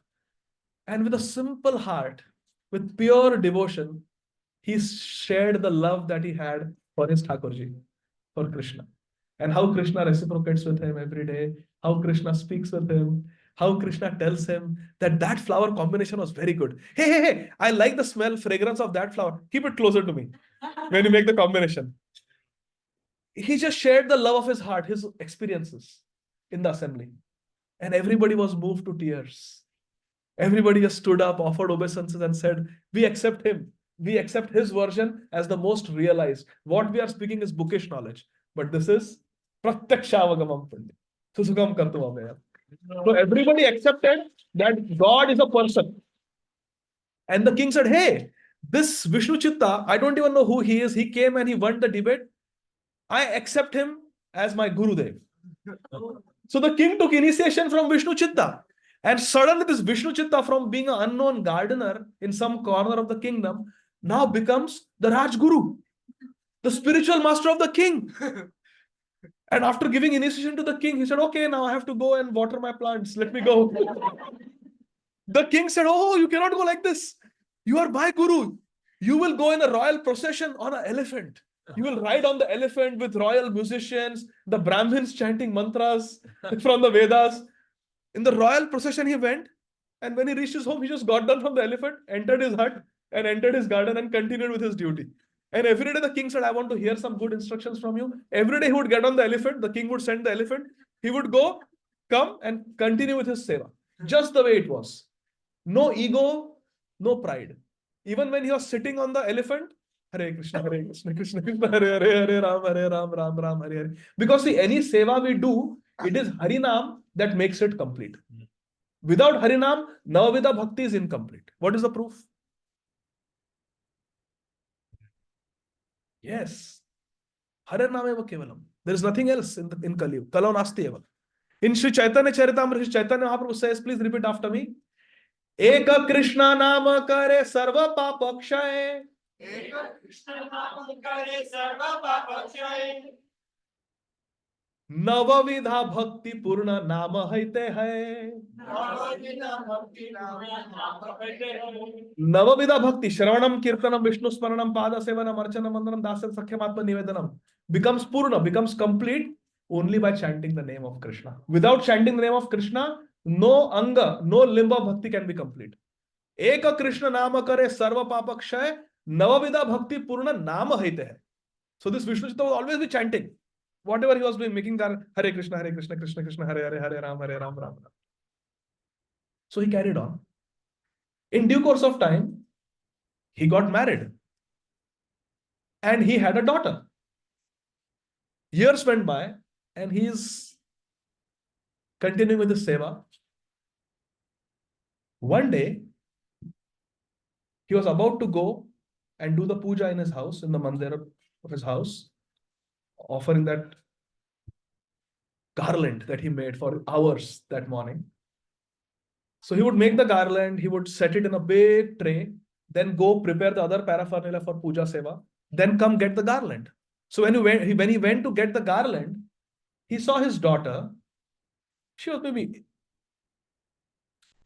10 or 11 years old, wearing that garland, looking in the mirror at herself, adjusting it, seeing how it looks, like this, like this.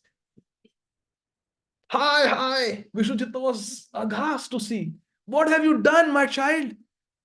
That was bhoga. It was supposed to be offered to Krishna. It was not yet offered. It is not prasadi. Why did you wear it? Now it is not offerable to Krishna. You have touched it. Your hair has touched it.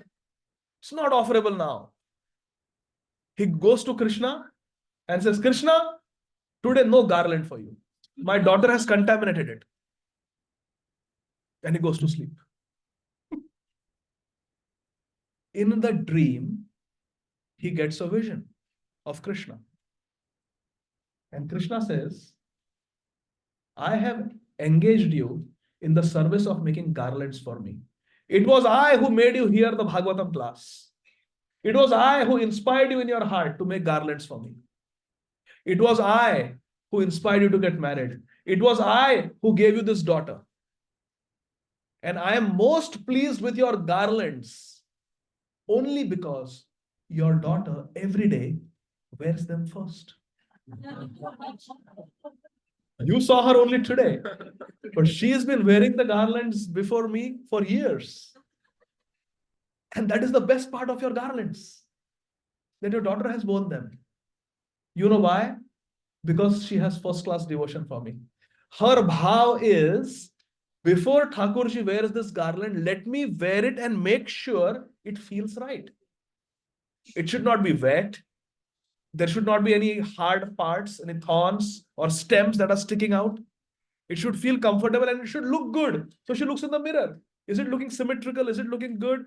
Is there anything that is pricking me? And if it is perfect, she is the quality control. Then she approves and she keeps. And then because with devotion she has done that, I take great pleasure in wearing the garlands you make. Go right now and bring the garland and offer it to me. He wakes up with a start. He goes to his daughter, give me the garland, give me the garland. Offers it. The daughter comes of age. And he decides that I must find a suitable husband for her. Again, his Thakurji speaks to him. Says, your daughter is not an ordinary daughter. She should marry me. But she will marry me in one of my many forms as I stand in South India. So ask her who she wants to marry. So Vishnuchitta makes a list of all the prominent deities of Lord Vishnu in South India. Varadraj, Lord Venkateshwara, Lord Ranganath, everybody. And he starts reading one name after the other. My dear child, Lord Varadraj. And she's sitting. My child, Lord Venkateshwar. She's sitting. My child, Lord Ranganath. And suddenly, tears of love come in her eyes, her hair stand on end, she starts trembling, her voice chokes up with ecstasy, just hearing the name Ranganath. Simultaneously, the head pujari of Ranganathji gets a dream of Ranganath that I want to marry the daughter of Vishnuchitta. And Vishnuchitta goes to the head pujari. I want to say something. I know what you're going to say. Ranganath already told me. The marriage is tomorrow. Bring your daughter. The temple will send a palanquin to bring her to get married to Lord Ranganath. So this daughter gets ready. The next day, she is brought in a huge procession to marry Lord Ranganath. And now she's holding the garland that her father has made to offer it to Lord Ranganath. And as she walks towards Lord Ranganath bends his neck so she can garland him. She garlands Lord Ranganath, and in full view of everyone, she enters into the body of Lord Ranganath and disappears.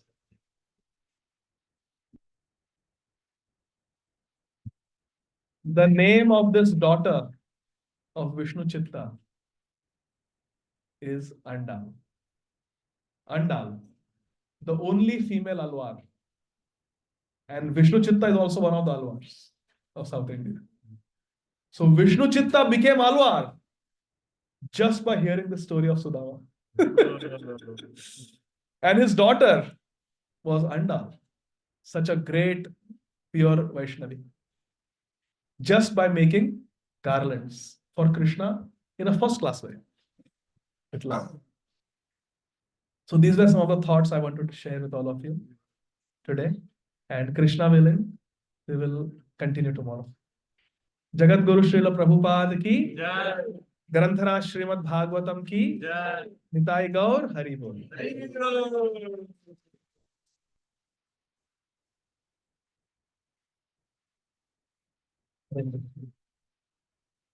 Are there any corrections or comments?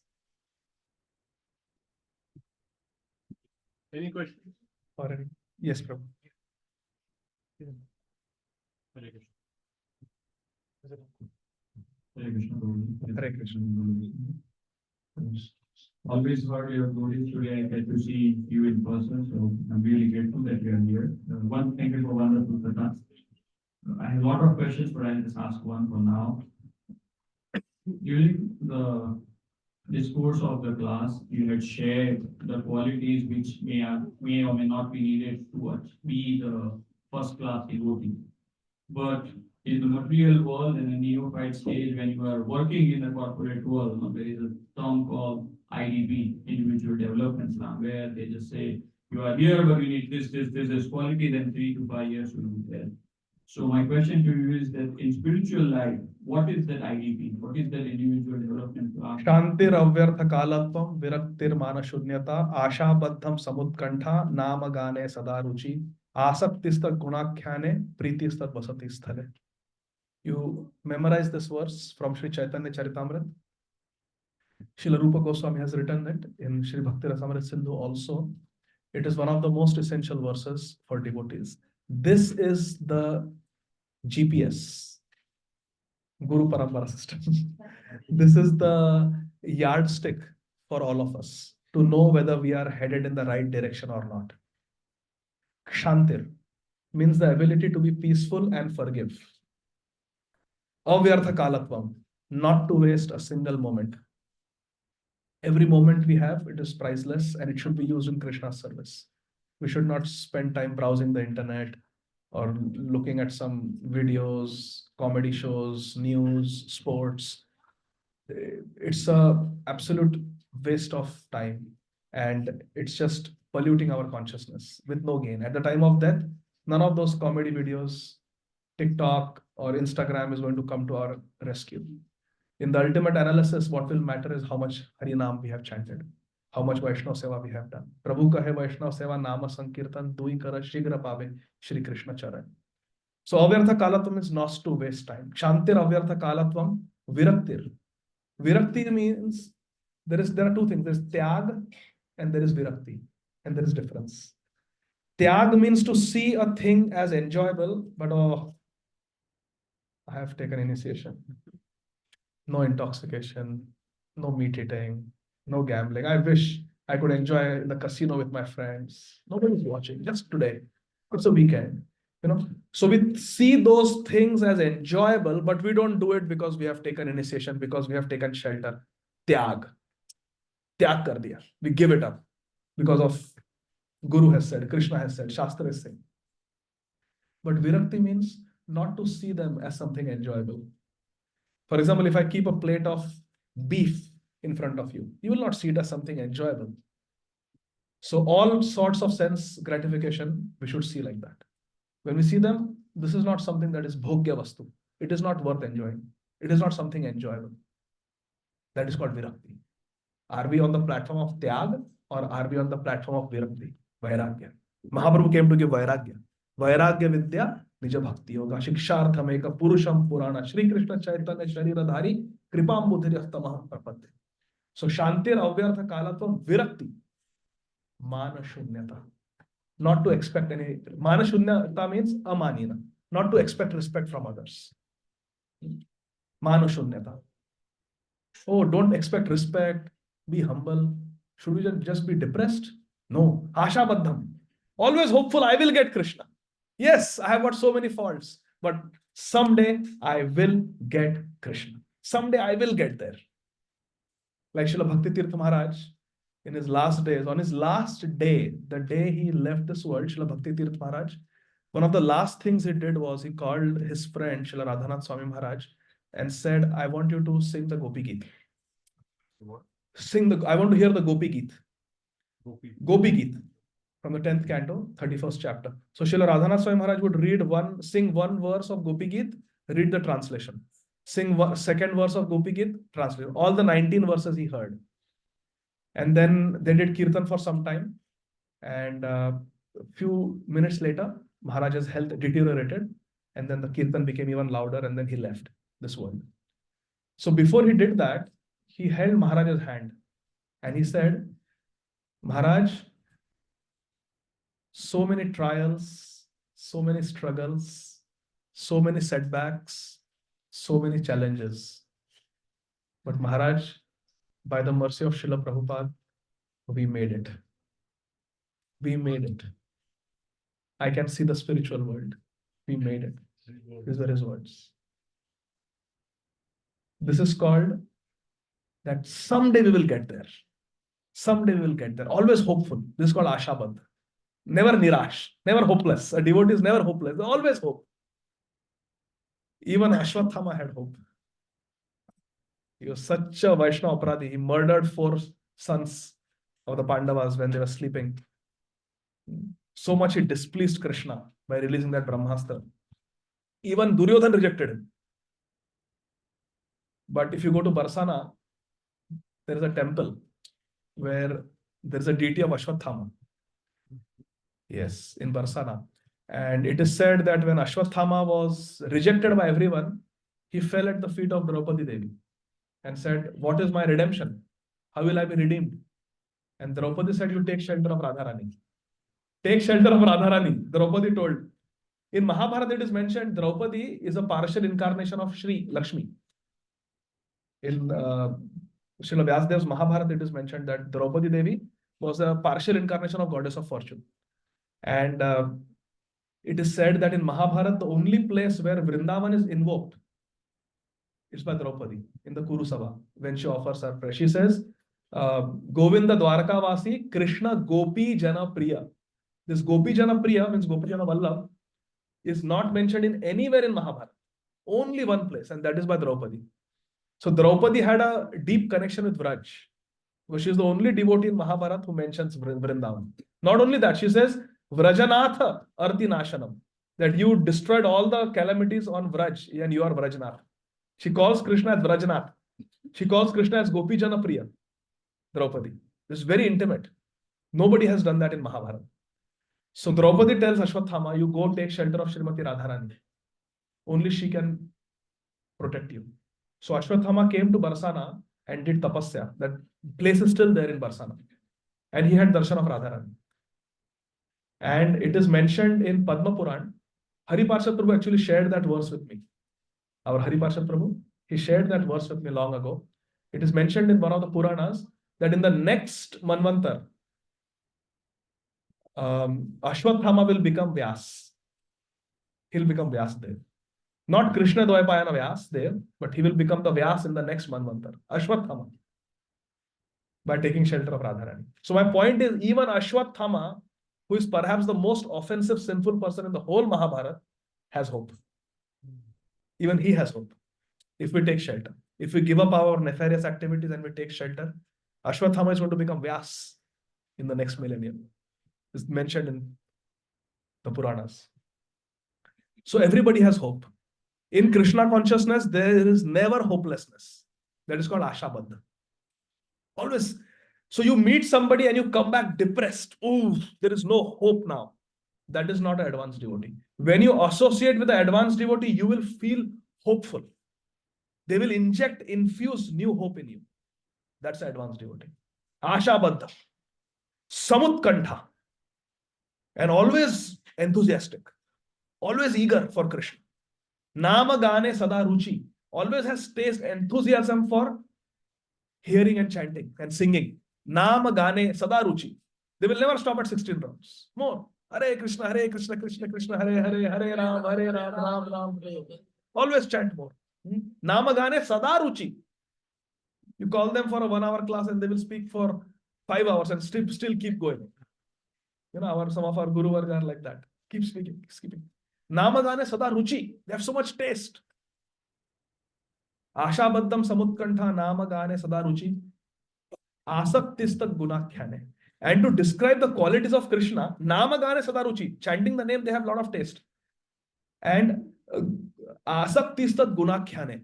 To speak the different beautiful qualities of Krishna and Leela of Krishna, they have asakti, they have attachment to Krishna Leela, Krishna good, Krishna's qualities, Krishna's pastimes. Asaktistat gunakhyane. Last, Pritistat vasati sthale. They are mad after Vrindavan. Na yoga siddhir na mamastu moksho vaikuntha loke pina parshadattvam prema pinasyaditi chetaram tu mamastu vrindavana eva vasaha. Srila Chakravarti Padre is saying, I don't even want Krishna prem. Prema pina. I don't even want Krishna prem. Na yoga siddhir na mamastu moksho. Moksh nahi chahiye. Yog siddhi I don't want. I don't even want Krishna prem because Krishna prem can be even in Vaikuntha. Krishna prem can be in Vaikuntha also. Krishna prem can be in Ayodhya also. I don't want. Mamastu vrindavana eva vasa. There can be Krishna prem in Dwarka also. There can be Krishna prem in Mathura also. Srila Vishwanath Chakra Thakur says, I don't want any of these. Mamastu vrindavana eva vasa. I want only Vrindavan. This is called asaktistat gunakhane pritistat vasatis. He has priti for Krishna's own abode, Vrindavan. These are the parameters by which we have to judge ourselves, whether I am making advancement, whether I am developing as a devotee or not. Shantir avyartha kalatvam, viraktir mana shunyata, ashabaddam samutkantha, namagane sadaruchi, asaktistat gunakhyane, pritistat vasati sthale. This verse is from Sri Chaitanya Charitamrita. Okay? Hare Krishna. Is that helpful? Hare Krishna. I can already feel the enthusiasm just by hearing it. Hare Krishna. Chaitanya Krishna. The verse reference? Chaitanya Charitamrita, which is Athalila 23, 18 and 19. chapter 23, 18, 19. Thank you. CC Madhya 23, 23, 18, 19. 18 and 19. Just post on the group. Prabhuji shared on the group. Hare Krishna. Any other questions? Okay. We have One question. Yes. Hare Krishna.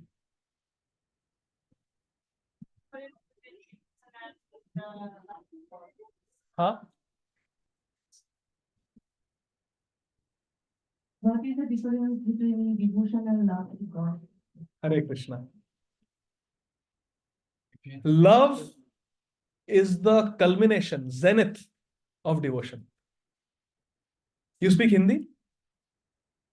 प्रेम भक्ति की पराकाष्ठा है. Love is the ultimate stage of devotion.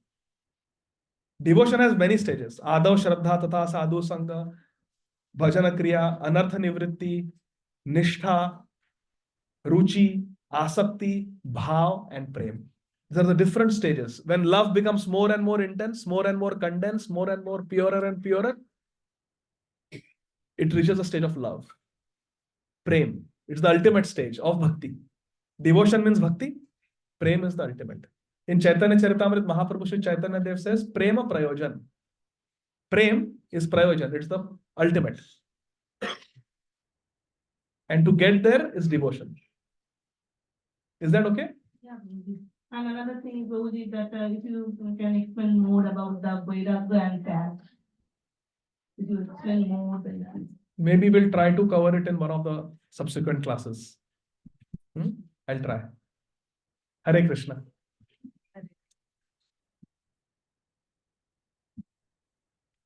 Srila Prabhupada ki. Hare Krishna. Adi Gadadhara Prabhu ki. Ananta Koti Vaishnava Vrinda ki jai. Hare Krishna. Hare Krishna.